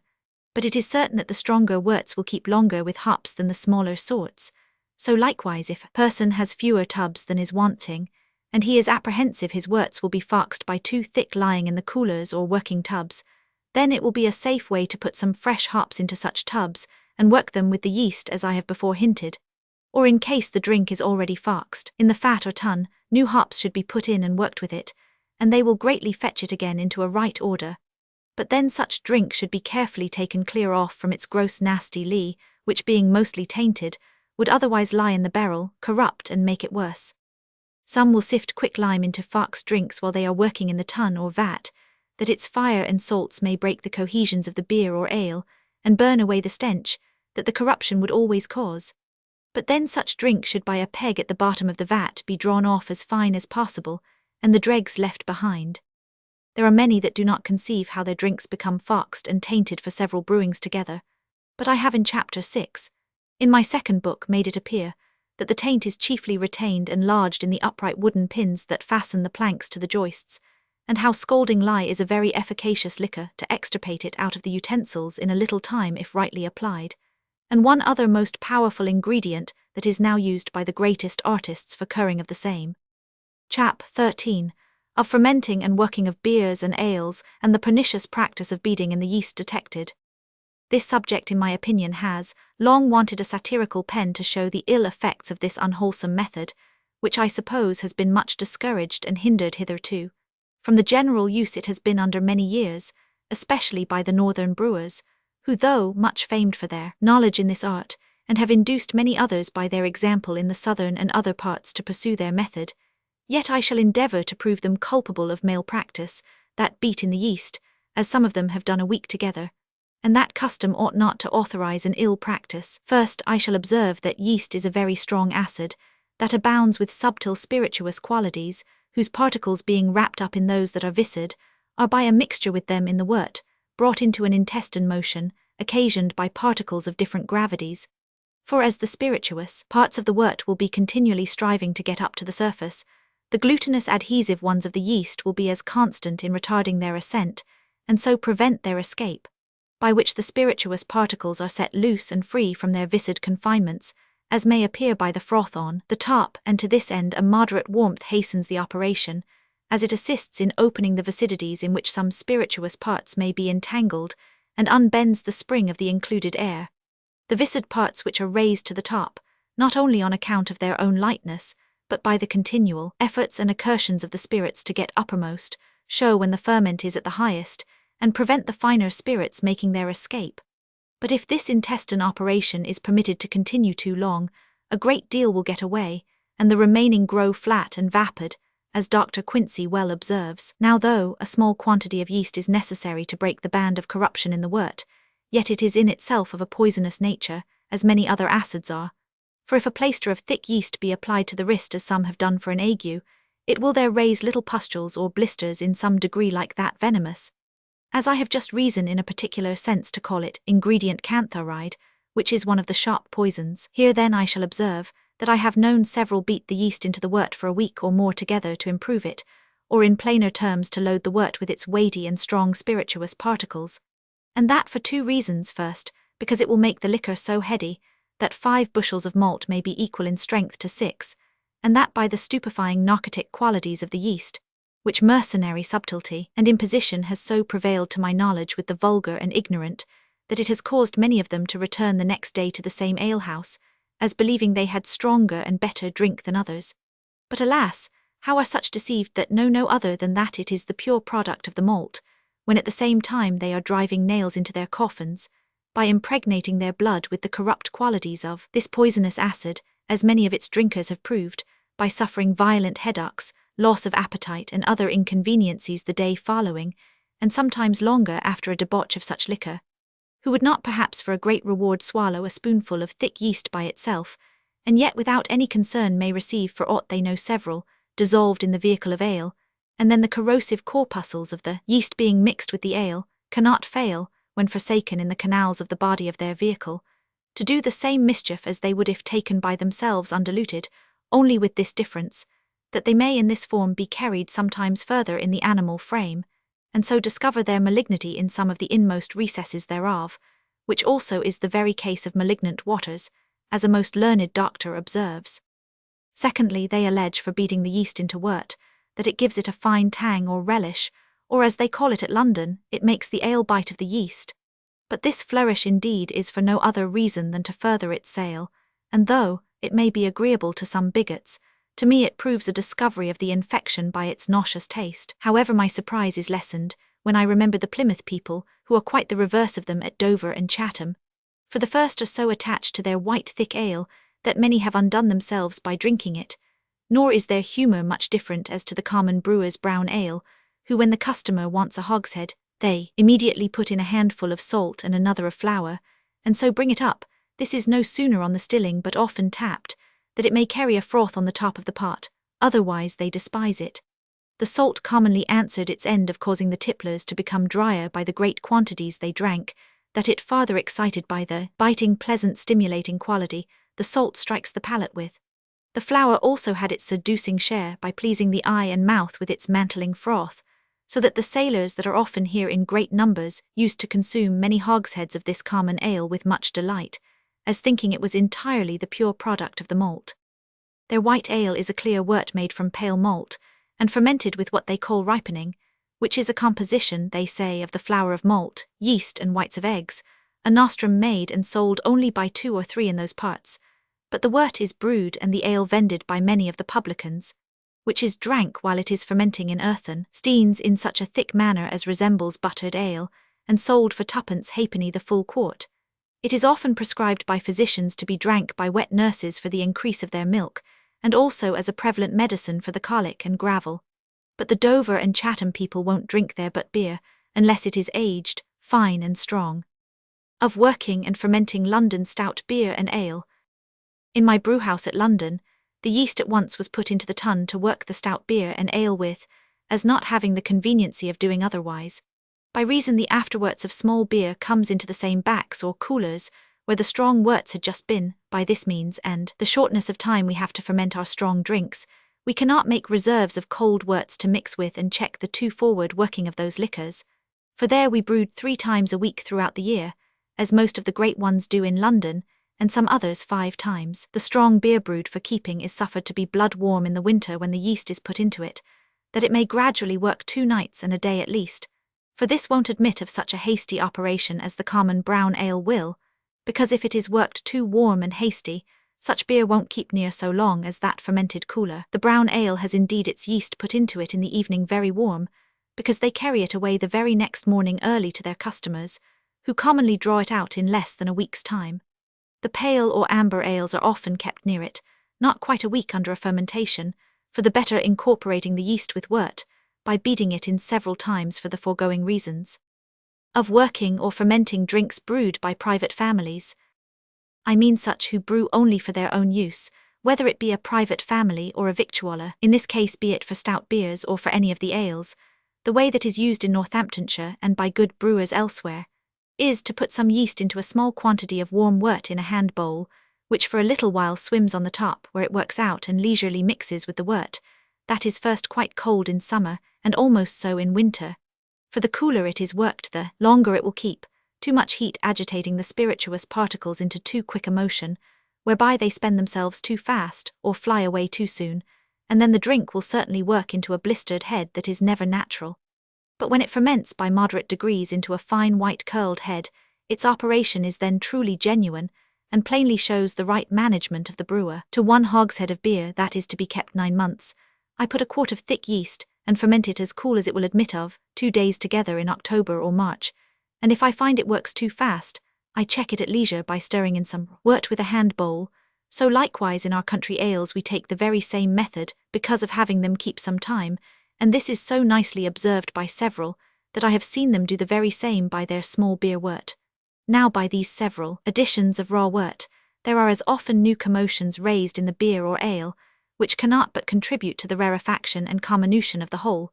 But whether it is by these joining principles of the wort and yeast, that the drink is rendered smoother or that the spirituous parts are more entangled and kept from making their escape, I can't determine. Yet sure it is, that such small liquors generally sparkle and knit out of the barrel as others out of a bottle, and is as pleasant ale as ever I drank. Others again for butt or stout beer will, when they find it works up towards a thick yeast, mix it once and beat it in again with the hand bowl or jet.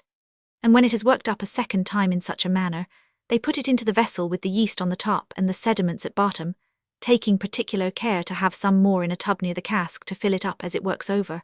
and when it is done working, leave it with a thick head of yeast on to preserve it. But for ale that is not to be kept very long, they hop it accordingly, and beat the yeast in every 4 or 5 hours for 2 days successively in the warm weather, and 4 in the winter till the yeast begins to work heavy and sticks to the hollow part of the bowl. If turned down on the same, then they take all the yeast off at top and leave all the dregs behind, putting only up the drink, and when it is a little worked in the barrel, it will be fine in a few days and ready for drinking. But this last way of beating in the yeast too long, I think I have sufficiently detected, and hope, as it is how declining, it will never revive again, and for which reason I have in my 2nd book encouraged all light fermentations, as the most natural for the malt liquor and the human body. Of forwarding and retarding the fermentation of malt liquors. In case beer or ale is backward in working, it is often practiced to cast some flour out of the dusting box, or with the hand over the top of the drink, which will become a sort of crust or cover to help to keep the cold out. Others will put in 1 or 2 ounces of powdered ginger, which will so heat the wort as to bring it forward. Others will take a gallon stone bottle and fill it with boiling water, which being well corked, is put into the working tub, where it will communicate a gradual heat for some time and forward the fermentation. Others will reserve some raw wort, which they heat and mix with the rest, but then due care must be taken that the part in which it is heated has no manner of grease about it, lest it impedes, instead of promoting the working. And for this reason some nice brewers will not suffer a candle too near the wort, lest it drop into it. But for retarding and keeping back any drink that is too much heated in working, the cold raw wort, as I have said before, is the most proper of anything to check it with, though I have known some to put one or more pewter dishes into it for that purpose, or it may be broke into several other tubs, whereby its shallow lying it will be taken off its fury. Others again, to make drink work that is backward, will take the whites of 2 eggs and beat them up with half a quartern of good brandy, and put it either into the working vat or into the cask, and it will quickly bring it forward if a warm cloth is put over the bung. Others will tie up bran in a coarse thin cloth and put it into the vat, whereby its spongy and floury nature and close bulk it will absorb a quantity of the drink, and breed a heat to forward its working. I know an innkeeper of a great town in Bucks that is so curious as to take off all the top yeast first, and then by a peg near the bottom of his working tub, he draws off the beer or ale, so that the dregs are by this means left behind. This I must own is very right in ales that are to be drank soon, but in beers that are to lie 9 or 12 months in a butt or other cask, there certainly will be wanted some feces or sediment for the beer to feed on, else it must consequently grow hungry, sharp and eager. And therefore if its own top and bottom are not put into a cask with the beer, some other artificial composition or lee should supply its place, that is wholesomer, and will better feed with such drink than its own natural settlement, and therefore I have here inserted several curious receipts for answering this great end. Chap 14. Of an artificial lee for stout or stale beer to feed on. This article, as it is of very great importance in the curing of our malt liquors, requires a particular regard to this last management of them, because in my opinion the general misfortune of the butt or keeping beers drinking so hard and harsh is partly owing to the nasty foul feces that lie at the bottom of the cask, compounded of the sediments of malt, hops and yeast that are all clogged with gross rigid salts, which by their long lying in the butt or other vessel, so tinctures the beer as to make it partake of all their raw natures. For such is the feed, such is the body, as may be perceived by eels taken out of dirty bottoms, that are sure to have a muddy taste when the silver sort that are catched in gravelly or sandy clear rivers eat sweet and fine. Nor can this ill property be a little in those starting, as they call it in London, new thick beers that were carried directly from my brewhouse, and by a leather pipe or spout conveyed into the butt as they stood in the cellar, which I shall further demonstrate by the example of whole wheat, that is, by many put into such beer to feed and preserve it, as being reckoned a substantial alkali. However, it has been proved that such wheat in about 3 years' time has eat into the very wood of the cask, and they're honeycombed it by making little hollow cavities in the staves. Others there are that will hang a bag of wheat in the vessel that it mayn't touch the bottom, but in both cases the wheat is discovered to absorb and collect the saline acid qualities of the beer, yeast and hop, by which it is impregnated with their sharp qualities, as a toast of bread is put into punch or beer, whose alkalious hollow nature will attract and make a lodgment of the acid strong particles in either, as is proved by eating the inebriating toast, and therefore the Frenchman says, the English are right in putting a toast into the liquor, but are fools for eating it. Hence it is that such whole wheat is loaded with the qualities of the unwholesome settlements or grounds of the beer, and becomes of such a corroding nature, as to do this mischief.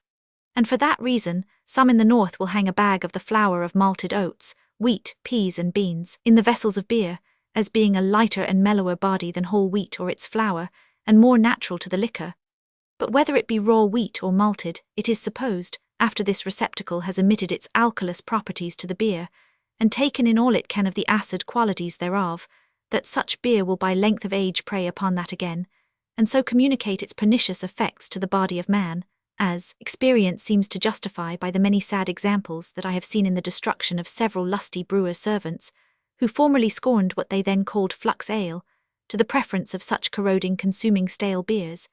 and therefore I have hereafter advised that such butt or keeping beers be tapped at 9 or 12 months' end at furthest, and then an artificial lee will have a due time allowed it to do good and not harm. An excellent composition for feeding butts or keeping beers with. Take a quart of French brandy, or as much of English, that is free from any burnt tang or other ill taste and is full-proof. To this put as much wheat or flour as will knead it into a dough. Put it in long pieces into the bung hole, as soon as the beer has done working or afterwards, and let it gently fall piece by piece to the bottom of the butt. This will maintain the drink in a mellow freshness, keep staleness off for some time, and cause it to be the stronger as it grows aged. Another. Take 1 pound of treacle or honey, 1 pound of the powder of dried oyster shells or fat chalk, mix them well and put it into a butt, as soon as it is done working or some time after, and bung it well. This will both fine and preserve the beer in a soft, smooth condition for a great while. Another. Take a peck of eggshells and dry them in an oven, break, and mix them with 2 pound of fat chalk, and mix them with water wherein 4 pounds of coarse sugar has been boiled, and put it into the butt as aforesaid. To fine and preserve beers and ales by boiling an ingredient in the wort. This most valuable way I frequently follow both for ale, but beer and small beer, and that is in each barrel copper of wort, I put in a pottle or 2 quarts of whole wheat as soon as I can, that it may soak before it boils, then I strain it through a sieve when I put the wort in cooling tubs, and if it is thought fit the same wheat may be boiled in a second copper. Thus there will be extracted a gluey consistence which being incorporated with the wort by boiling, gives it a more thick and ponderous body, and when in the cask soon makes a sediment or lee, as the wort is more or less loaded with the weighty particles of this fisey body. But if such wheat was first parched or baked in an oven, it would do better, as being rather too raw as it comes from the ear. Another way. A woman who lived at Leaton Buzzard in Bedfordshire, and had the best ale in the town, once told a gentleman, she had drink just done working in the barrel, and before it was bunged would wager it was fine enough to drink out of a glass, in which it should maintain a little while a high froth. And it was true, for the ivory shavings that she boiled in her wort, was the cause of it, which an acquaintance of mine accidentally had a view of as they lay spread over the wort in the copper, so will hartshorn shavings do the same and better, both of them being great finers and preservers of malt liquors against staleness and sourness, and are certainly of a very alkalous nature. Or if they are put into a cask when you bung it down, it will be of service for that purpose. But these are dear in comparison of the whole wheat, which will in a great measure supply their place, and after it is used may be given to a poor body or to the hog. To stop the fret in malt liquors, take a quart of black cherry brandy, and pour it in at the bunghole of the hogshead, and stop it close. To recover deadish beer. When strong drink grows flat by the loss of its spirits, take 4 or 5 gallons out of a hogshead, and boil it with 5 pound of honey, skim it, and when cold put it to the rest and stop it up close. This will make it pleasant, quick and strong. To make stale beer drink new. Take the herb horehound, stamp it and strain it, then put a spoonful of the juice, which is an extreme good pectoral, to a pitcherful of beer, let it stand covered about 2 hours and drink it. To fine malt liquors. Take a pint of water, half an ounce of unslacked lime, mix them well together, let it stand 3 hours and the lime will settle to the bottom, and the water be as clear as glass. Pour the water from the sediment and put it into your ale or beer, mix it with half an ounce of isinglass first cut small and boiled, and in 5 hours' time or less the beer in the barrel will settle and clear. There are several other compositions that may be used for this purpose, but none that I ever heard of will answer like those most excellent bowls that Mr. Ellis of Little Gaddesden in Hertfordshire has found out by his own experience to be very great refiners, preservers and relishers of malt liquors and ciders, and will also recover damag drinks, as I have mentioned in my second book, where I have given a further account of some other things that will fine, colour and improve malt drinks. The bowls are sold at missing text. Chap 15. Of several pernicious ingredients put into malt liquors to increase their strength. Malt liquors, as well as several others, have long lain under the disreputation of being adulterated and greatly abused by avaricious and ill-principled people, to augment their profits at the expense of the precious health of human bodies, which, though the greatest jewel in life, is said to be too often lost by the deceit of the brewer, and the intemperance of the drinker. This undoubtedly was one, and I believe the greatest, of the Lord Bacon's reasons for saying, he thought not 1 Englishman in 1,000 died a natural death, nor is it indeed to be much wondered at, when, according to report, several of the publicans make it their business to study and practice this art. Witness what I am afraid is too true, that some have made use of the cocculus India berry for making drink heady, and saving the expense of malt. But as this is a violent potion by its narcotic stupefying quality, if taken in too large degree, I hope this will be rather a prevention of its use than an invitation, it being so much of the nature of the deadly nightshade, that it bears the same character, and I am sure the latter is bad enough, for one of my neighbour's brothers was killed by eating its berries that grow in some of our hedges, and so neatly resembles the black cherry, that the boy took the wrong for the right. There is another sinister practice said to be frequently used by ill persons to supply the full quantity of malt,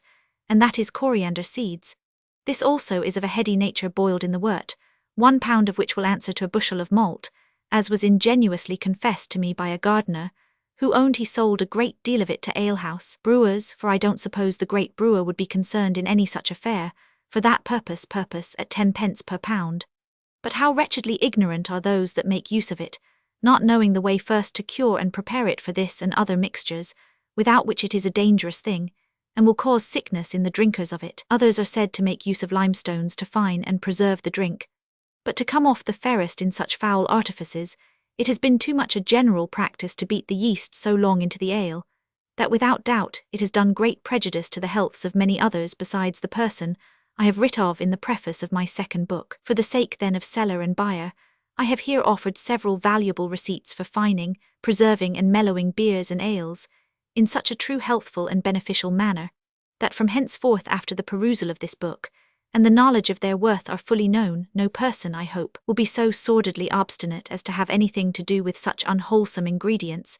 because these are not only of the cheapest sort, but will answer their end and purpose, and the rather, since malts are now only 20 shillings per quarter, and like to hold a low price for reasons that I could here assign. I own, I formerly thought they were too valuable to expose to the public by reason of their cheapness and great virtues, as being most of them wholesomer than the malt itself, which is but a corrupted grain. But, as I hope they will do considerable service in the world towards having clear salubrious and pleasant malt liquors in most private families and alehouses, I have my satisfaction. Chap 16. Of the cellar or repository for keeping beers and ales. It's certain by long experience that the weather or air has not only a power or influence in brewings, but also after the drink is in the barrel, hogshead or butt, in cellars or other places, which is often the cause of forwarding or retarding the fineness of malt liquors. For if we brew in cold weather, and the drink is to stand in a cellar of clay, or where springs rise or waters lie or pass through, such a place by consequence will check the due working of the drink, chill, flat, deaden, and hinder it from becoming fine. So likewise if beer or ale is brewed in hot weather and put into chalky, gravelly or sandy cellars, and especially if the windows open to the south, southeast or southwest, then it is very likely it will not keep long but be muddy and stale. Therefore to keep in such a cellar it should be brewed in October, that the drink may have time to cure itself before the hot weather comes on. But in wettish or damp cellars, 'tis best to brew in March, that the drink may have time to fine and settle before the winter weather is advanced. Now such cellar extremities should, if it could be done, be brought into a temperate state, for which purpose some have been so curious as to have double or treble doors to their cellar to keep the air out, and then carefully shut the outward, before they enter the inward one, whereby it will be more secure from aerial alterations, for in cellars and places that are most exposed to such seasons, malt liquors are frequently disturbed and made unfit for a nice drinker. Therefore if a cellar is kept dry and these doors to it, it is reckoned warm in winter and cool in summer, but the best of cellars are thought to be those in chalks, gravels or sands, and particularly in chalks, which are of a drying quality more than any other, and consequently dissipates damps the most of all earths, which makes it contribute much to the good keeping of the drink, for all damp cellars are prejudicial to the preservation of beers and ales, and sooner bring on the rotting of the casks and hoops than the dry ones, insomuch that in a chalky cellar near me, their ashen broad hoops have lasted above 30 years. Besides, in such enclosed cellars and temperate air, the beers and ales ripen more kindly, are better digested and softened, and drink smoother.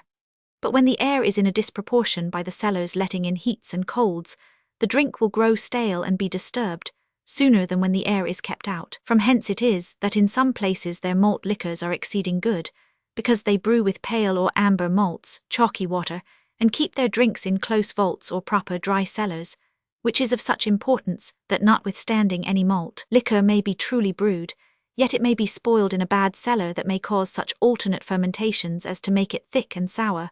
though it sometimes happens that after such changes it finds itself again. And to prevent these commotions of the beer, some brew their pale malt in March and their brown in October, for that the pale malt, having not so many fiery particles in it as the brown, stands more in need of the summer's weather to ripen it, while the brown sort being more hard and dry is better able to defend itself against the winter colds that will help to smooth its harsh particles. Yet when they happen to be too violent, horse dung should be laid to the windows as a fortification against them, but if there were no lights at all to a cellar, it would be better. Some are of opinion that October is the best of all other months to brew any sort of malt in, by reason there are so many cold months directly follow, that will digest the drink and make it much excel that brewed in March, because such beer will not want that care and watching as that brewed in March absolutely requires, by often taking out and putting in the vent peg on change of weather. And if it is always left out, then it deadens and palls the drink. Yet if due care is not taken in this respect, a thunder or stormy night may mar all, by making the drink ferment and burst the cask, for which reason, as iron hoops are most in fashion at this time, they are certainly the greatest security to the safety of the drink thus exposed, and next to them is the chestnut hoop, both which will endure a shorter or longer time as the cellar is more or less dry, and the management attending them. The iron hoop generally begins to rust first at the edges, and therefore should be rubbed off when opportunity offers, and be both kept from wet as much as possible. For 'tis rust that eats the iron hoop in two, sometimes in 10 or 12 years, when the ashen and chestnut in dry cellars have lasted 3 times as long. Chap 17, of cleaning and sweetening of casks. In case your cask is a butt, then with cold water first rinse out the lees clean, and have ready boiling or very hot water which put in, and with a long stale and a little birch fastened to its end, scrub the bottom as well as you can. At the same time let there be provided another shorter broom of about 1.5 feet long, that with one hand may be so employed in the upper and other parts as to clean the cask well. So in a hogshead or other smaller vessel, the one-handed short broom may be used with water, or with water, sand or ashes, and be effectually cleaned. The outside of the cask about the bung hole should be well washed, lest the yeast, as it works over, carries some of its filth with it. But to sweeten a barrel, kilderkin, firkin or pin in the great brewhouses, they put them over the copper hole for a night together, that the steam of the boiling water or wort may penetrate into the wood. This way is such a furious searcher, that unless the cask is new whooped just before, it will be apt to fall in pieces. Another way. Take a pottle or more of stone lime, and put it into the cask. On this pour some water and stop it up directly, shaking it well about. Another way. Take a long linen rag and dip it in melted brimstone, light it at the end, and let it hang pendant with the upper part of the rag fastened to the wooden bung. This is a most quick sure way, and will not only sweeten, but help to fine the drink.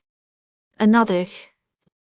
Or to make your cask more pleasant, you may use the vintner's way thus. Take 4 ounces of stone brimstone, 1 ounce of burnt alum and 2 ounces of brandy. Melt all these in an earthen pan over hot coals, and dip therein a piece of new canvas, and instantly sprinkle thereon the powders of nutmegs, cloves, coriander and anise seeds.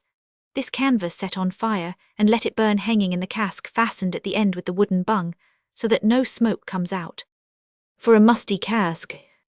boil some pepper in water, and fill the cask with it scalding hot. For a very stinking vessel, the last remedy is the cooper's taking out one of the heads of the cask to scrape the inside, or new shave the staves, and is the surest way of all others, if it is fired afterwards with inside a small matter, as the cooper knows how. These several methods may be made use of at discretion, and will be of great service where they are wanted. The sooner also a remedy is applied, the better,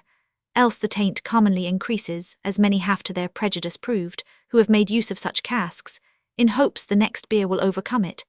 But when once a cask is infected, it will be a long while, if ever, before it becomes sweet, if no art is used. Many therefore of the careful sort, in case they ha'n't a convenience to fill their vessel as soon as it is empty, will stop it close, to prevent the air and preserve the lees sound, which will greatly tend to the keeping of the cask pure and sweet against the next occasion. To prepare a new vessel to keep malt liquors in. A new vessel is most improperly used by some ignorant people for strong drink after only once or twice scalding with water, which is so wrong, that such beer or ale will not fail of tasting thereof for half, if not a whole year afterwards. Such is the tang of the oak and its bark, as may be observed from the strong scents of tan yards, which the bark is one cause of. To prevent then this inconvenience, when your brewing is over, put up some water scalding hot, and let it run through the grains, then boil it and fill up the cask, stop it well and let it stand till it is cold. Do this twice. Then take the grounds of strong drink and boil in it green walnut leaves and new hay or wheat straw, and put all into the cask, that it be full, and stop it close. After this use it for small beer half a year together, and then it will be thoroughly sweet and fit for strong drinks. Or, another way. Take a new cask and dig a hole in the ground, in which it may lie half depth with the bung downwards. Let it remain a week, and it will greatly help this or any stinking musty cask. But besides these, I have writ of 2 other excellent ways to sweeten musty or stinking casks, in my second book of brewing. Wine casks.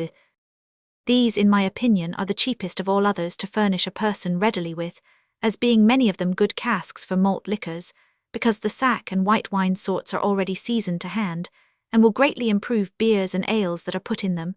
But beware of the Rhenish wine cask for strong drinks, for its wood is so tinctured with this sharp wine that it will hardly ever be free of it, and therefore such cask is best used for small beer.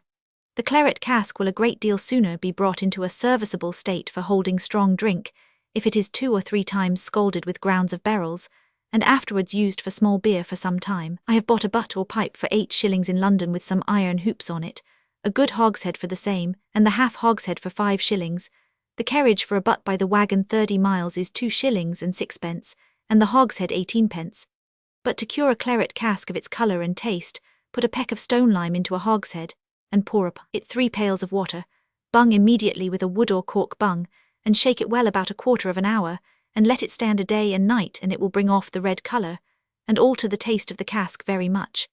But of 3 several other excellent methods for curing musty, stinking, new and other tainted casks, I have writ of in my account of casks in my second book. Chap 18, of bunging casks and carrying of malt liquors to some distance. I am sure this is of no small consequence, however it may be esteemed as a light matter by some, for if this is not duly performed, all our charge, labour and care will be lost, and therefore here I shall dissent from my London fashion, where I bunged up my ale with parts of clay only, or with clay mixed with bay salt, which is the better of the 2, because this salt will keep the clay moist longer than in its original state. And the butt beers and fine ales were bunged with cork drove in with a piece of hop sack or rag, which I think are all insipid, and the occasion of spoiling great quantities of drink, especially the small beers. For when the clay is dry, which is soon in summer, there cannot be a regular vent throw it, and then the drink from that time flattens and stales to the great loss in a year to some owners, and the benefit of the brewer. For then a fresh cask must be tapped to supply it, and the remaining part of the other throwed away. Now, to prevent this great inconvenience, my bungholes are not quite of the largest size of all, and yet big enough for the common wooden iron hooped funnel used in some brew houses. In this I put in a turned piece of ash or sallow 3 inches broad at top, and 2 inches and a half long, first putting in a double piece of dry brown paper, that is so broad that an inch or more may be out of it, after the wooden bung is drove down with a hammer pretty tight. This paper must be furled or twisted round the bung, and another loose piece upon and around that with a little yeast, and a small peg put into the bung, which is to be raised at discretion when the beer is drawing, or at other times to give it vent if there should be occasion. Others will put some coal or wood ashes wetted round this bung, which will bind very hard and prevent any air getting into or out of the cask, but this in time is apt to rot, and wear the bung hole by the salt or sulphur in the ashes, and employing a knife to scrape it afterwards. Yet for keeping beers, it's the best security of all other ways whatsoever. There is also a late invention practised by a common brewer in the country that I am acquainted with, for the safe carriage of drink on drays, to some distance without losing any of it, and that is in the top centre of one of these bungs. He puts in a wooden funnel, whose spout is about 4 inches long, and less than half an inch diameter at bottom. This is turned at top into a concave fashion like a hollow round bowl, that will hold about a pint, which is a constant vent to the cask, and yet hinders the liquor from ascending no faster than the bowl can receive, and return it again into the barrel.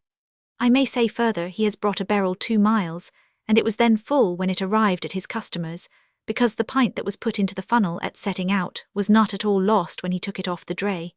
This may be also made of tin, and will serve from the butt to the small cask.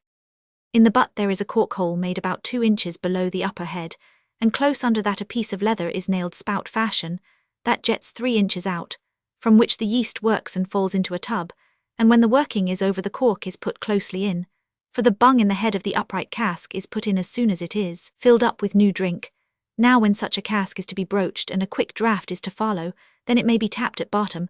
but if otherwise, the brass cock ought to be first put in at the middle, and before the drink sinks to that it should be tapped at bottom to prevent the breaking of the head of yeast, and its growing stale, flat and sour. In some places in the country when they brew ale or beer to send to London at a great distance, they let it be a year old before they tap it, so that then it is perfectly fine.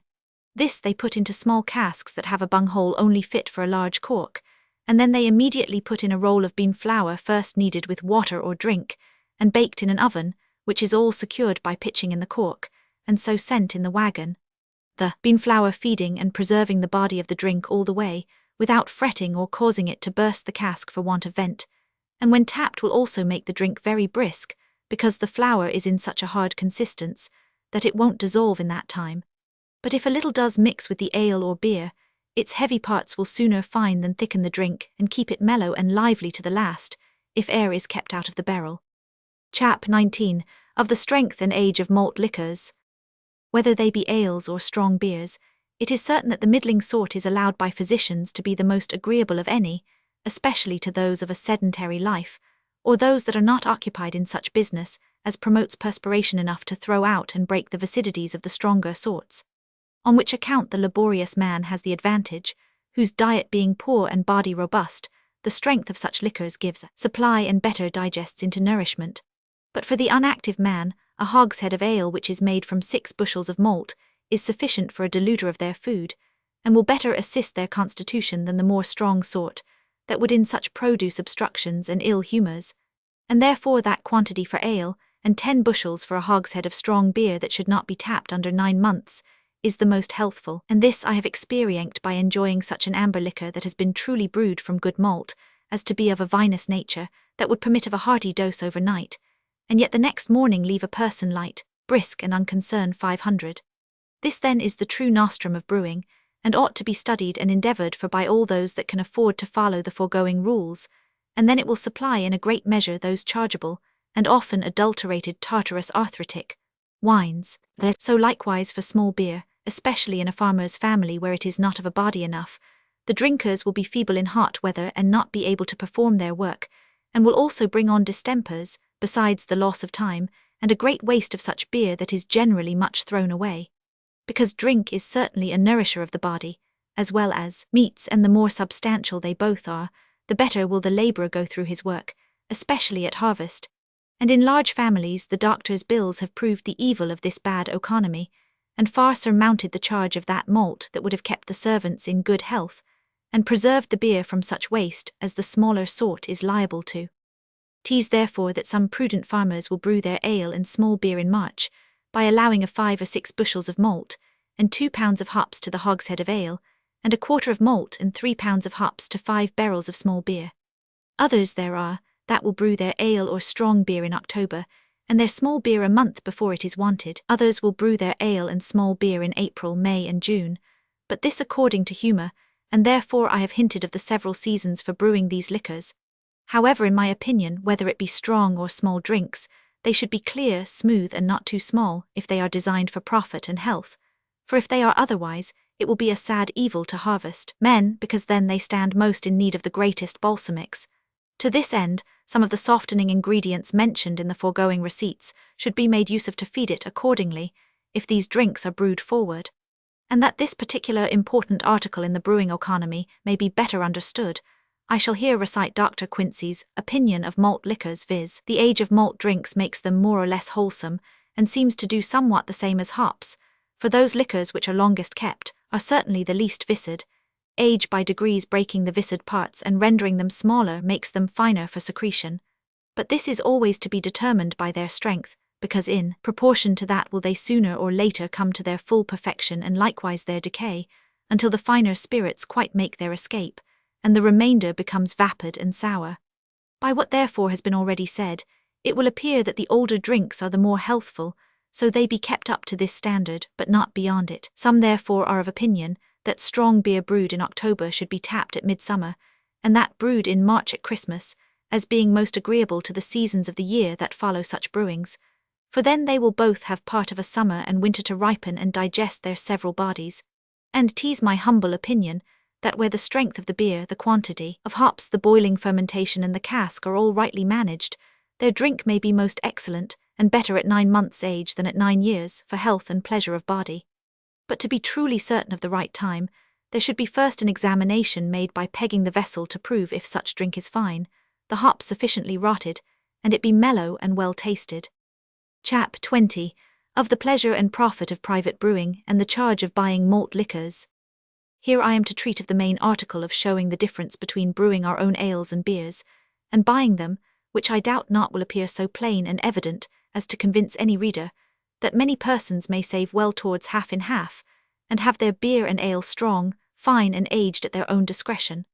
A satisfaction that is of no small weight, and the rather since I have now made known a method of brewing a quantity of malt with a little copper and a few tubs, a secret that has long wanted publication. For now a person may brew in a little room, and that very safely by keeping his wort from foxing, as I have already explained, which by many has been thought impossible heretofore. And this direction is the more valuable as there are many thousands who live in cities and towns, that have no more than a few yards square of room to perform a private brewing in. And as for the trouble, it is easy to account for by those who have time enough on their hands, and would do nothing else if they had not done this. Or if a man is paid half a crown a day for a quantity accordingly, or if a servant can do this besides his other work for the same wages and charge, I believe the following account will make it appear it is over, balanced considerably, by what such a person may save in this undertaking, besides the pleasure of thoroughly knowing the several ingredients and cleanliness of the brewer and utensils. In several of the northern counties of England, where they have good barley, coke-dried malt, and the drink brewed at home, there are seldom any bad ales or beers, because they have the knowledge in brewing so well that there are hardly any common brewers amongst them. In the west indeed there are some few, but in the south and east parts there are many, and now follows the account that I have stated according to my own general practice, viz. A calculation of the charge and profit of brewing 6 bushels of malt for a private family. £s 500, 6 bushels of malt at 2s 8d. Per bushel barley being this year 1733, sold for 14s, per 0.16 quarter by the farmer. Hops £1.016, yeast a quart 0.04, coals 1 bushel, or if wood or furs 0.10. A man's wages a day 0.26. Total 114. Of these 6 bushels of malt, I make 1 hogshead of ale and another of small beer, but if I was to buy them of some common brewers the charge will be as follows, viz. £s 500, 1 hogshead of ale containing 48 gallons at 6,500, per gallon is 140. 1 hogshead of small beer containing 54 gallons at 2,500, 090 per gallon is 090. 113.0. The total saved 0.118. By the above account it plainly appears that 11s and 8,500 is clearly gained in brewing of 6 bushels of malt at our own house for a private family, and yet I make the charge fuller by 2s and 6,500. Then it will happen with many, whose conveniency by servants and 100 may entirely take it off,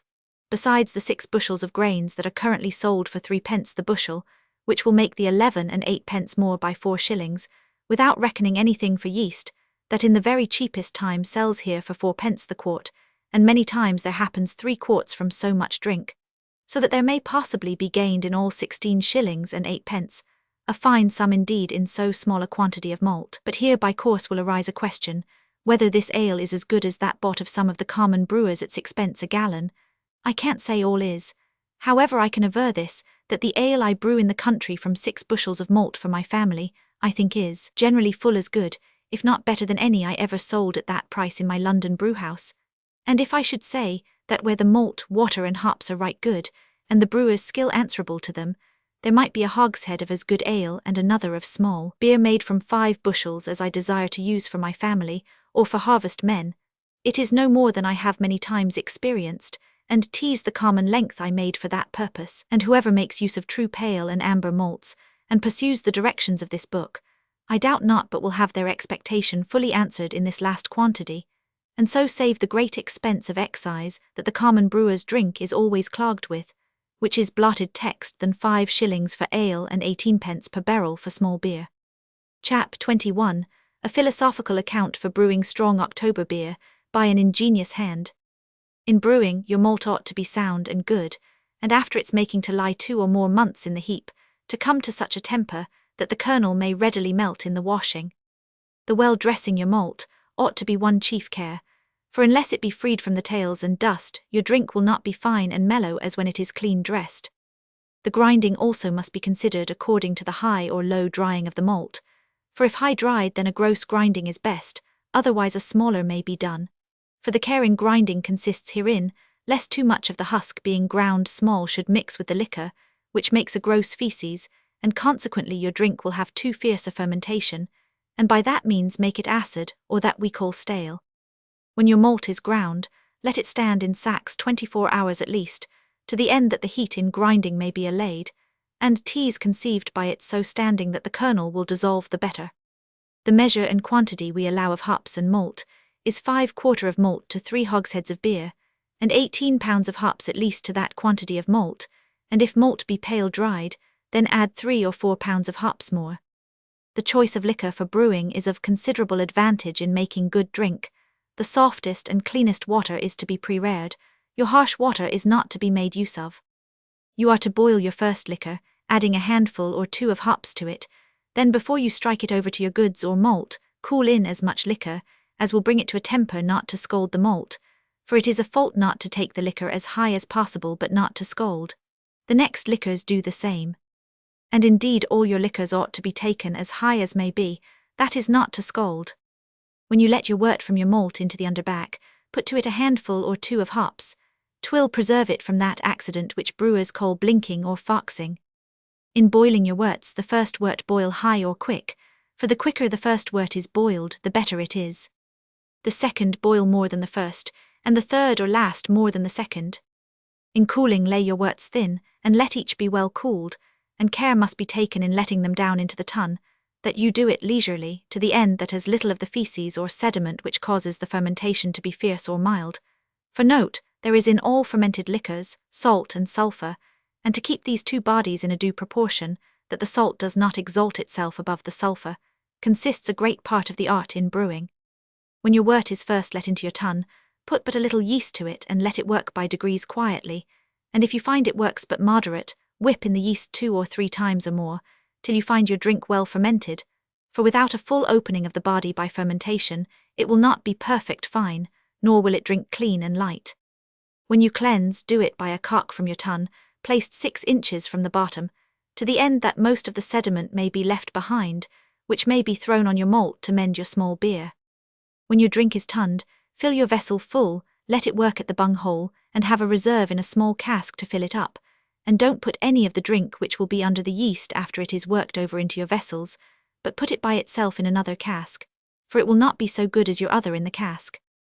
This done, you must wait for the finishing of the fermentation, then stop it close, and let it stand till the spring, for brewing ought to be done in the month of October, that it may have time to settle and digest all the winter season.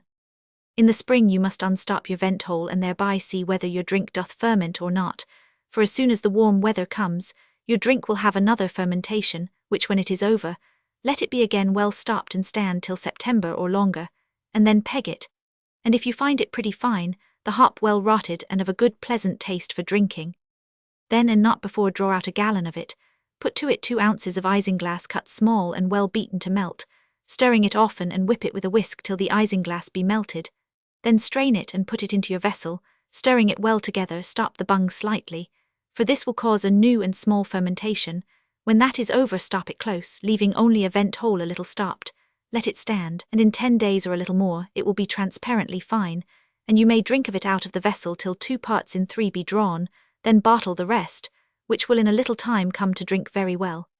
If your drink in September be well conditioned for taste, but not fine, and you desire to drink it presently, rack it before you put your isinglass to it, and then it will fine the better and drink the cleaner.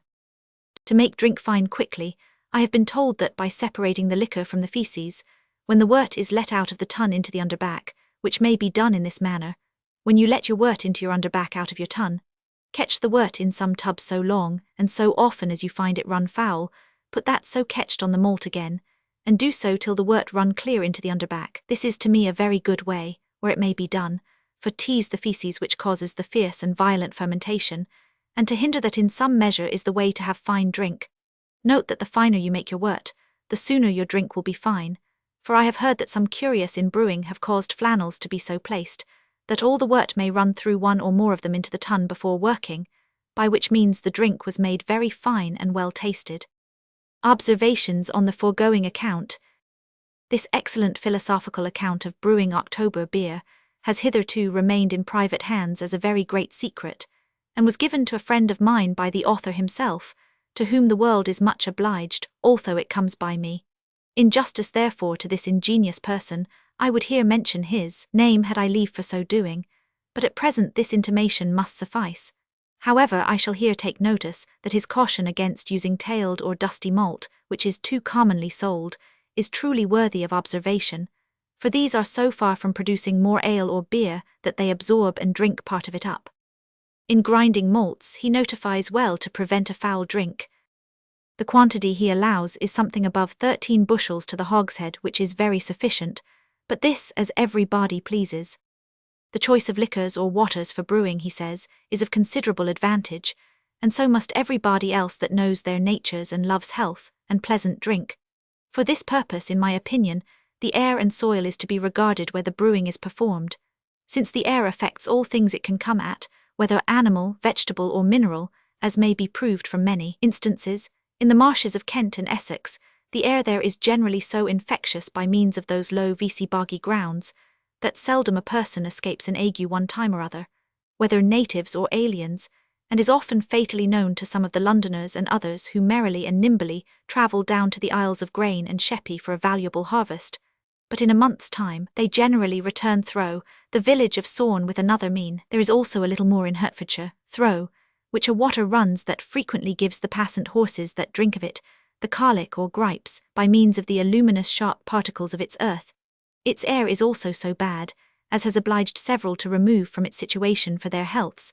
The dominion of the air is likewise so powerful over vegetables that what will grow in one place won't in another, as is plain from the beech and black cherry tree, that refuse the Vale of Aylesbury though, on some hills there, yet will thrive in the Chiltern or hilly country. So the limes and other trees about London are all generally black-barked, while those in the country are most of them of a silver white. Water is also so far under the influence of the air and soil, as makes many excellent for brewing when others are as bad. In rivers that run through boggy places, the sullage or washings of such soils are generally unwholesome as the nature of such ground is, and so the water becomes infected by that, and the effluvia or vapour that accompanies such water.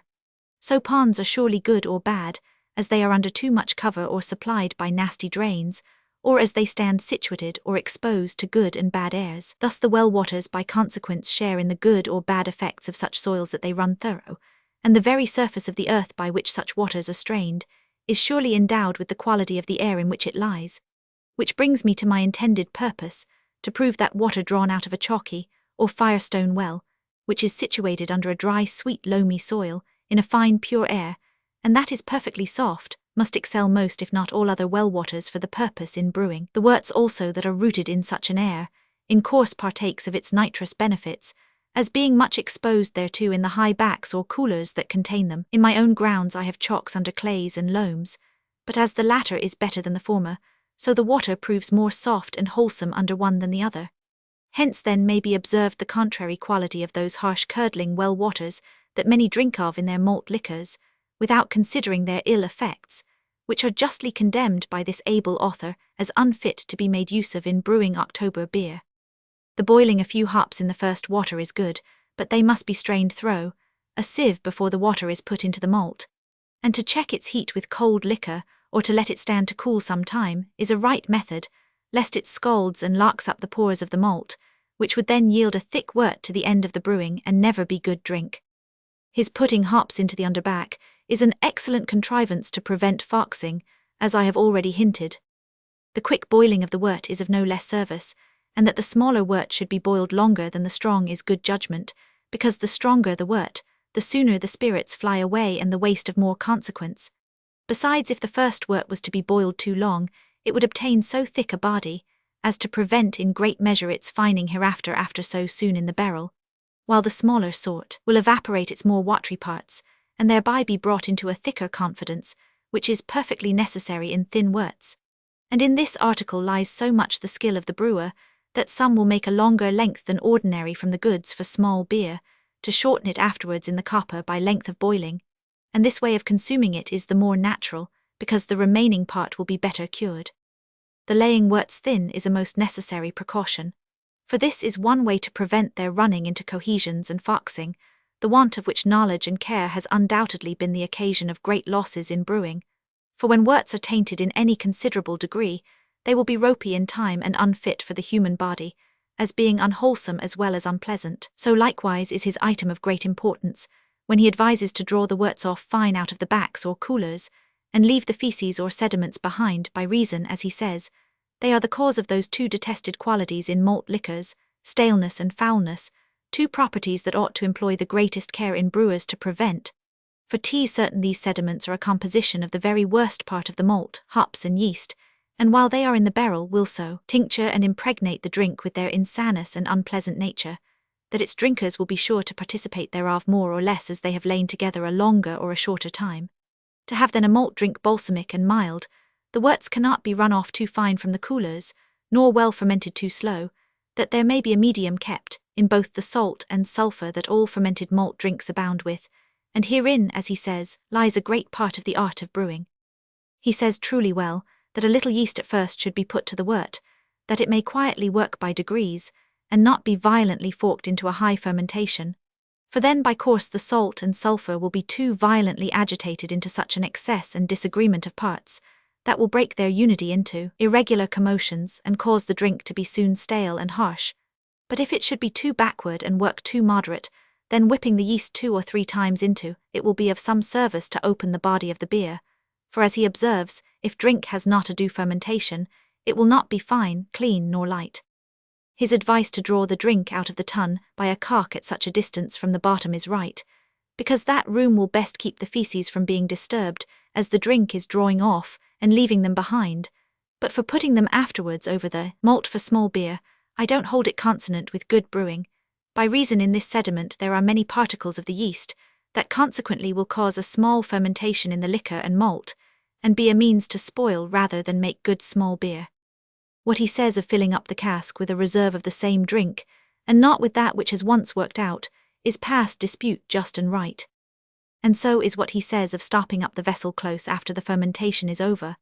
But that it is best to brew all strong beer in October, I must here take leave to dissent from the tenet, because there is room for several objections in relation to the sort of malt and cellar, which as I have before explained, shall say the less here. As he observes care should be taken in the spring to unstop the vent, lest the warm weather cause such a fermentation as may burst the cask, and also in September, that it be first tried by pegging if the drink is fine, well tasted and the hop rotted, and then if his way is liked best, bring the rest into a transparent fineness, for clearness, in malt liquors, as I said before and here repeat it again, is a most agreeable quality that every man ought to enjoy for his health and pleasure, and therefore he advises for dispatch in this affair, and to have the drink very fine, to rack it off before the isinglass is put in. But I can't be a votary for this practice, as believing the drink must lose a great deal of its spirits by such shifting, yet I must chime in with his notion of putting the wort so often over the malt, till it comes off fine as I have already taught,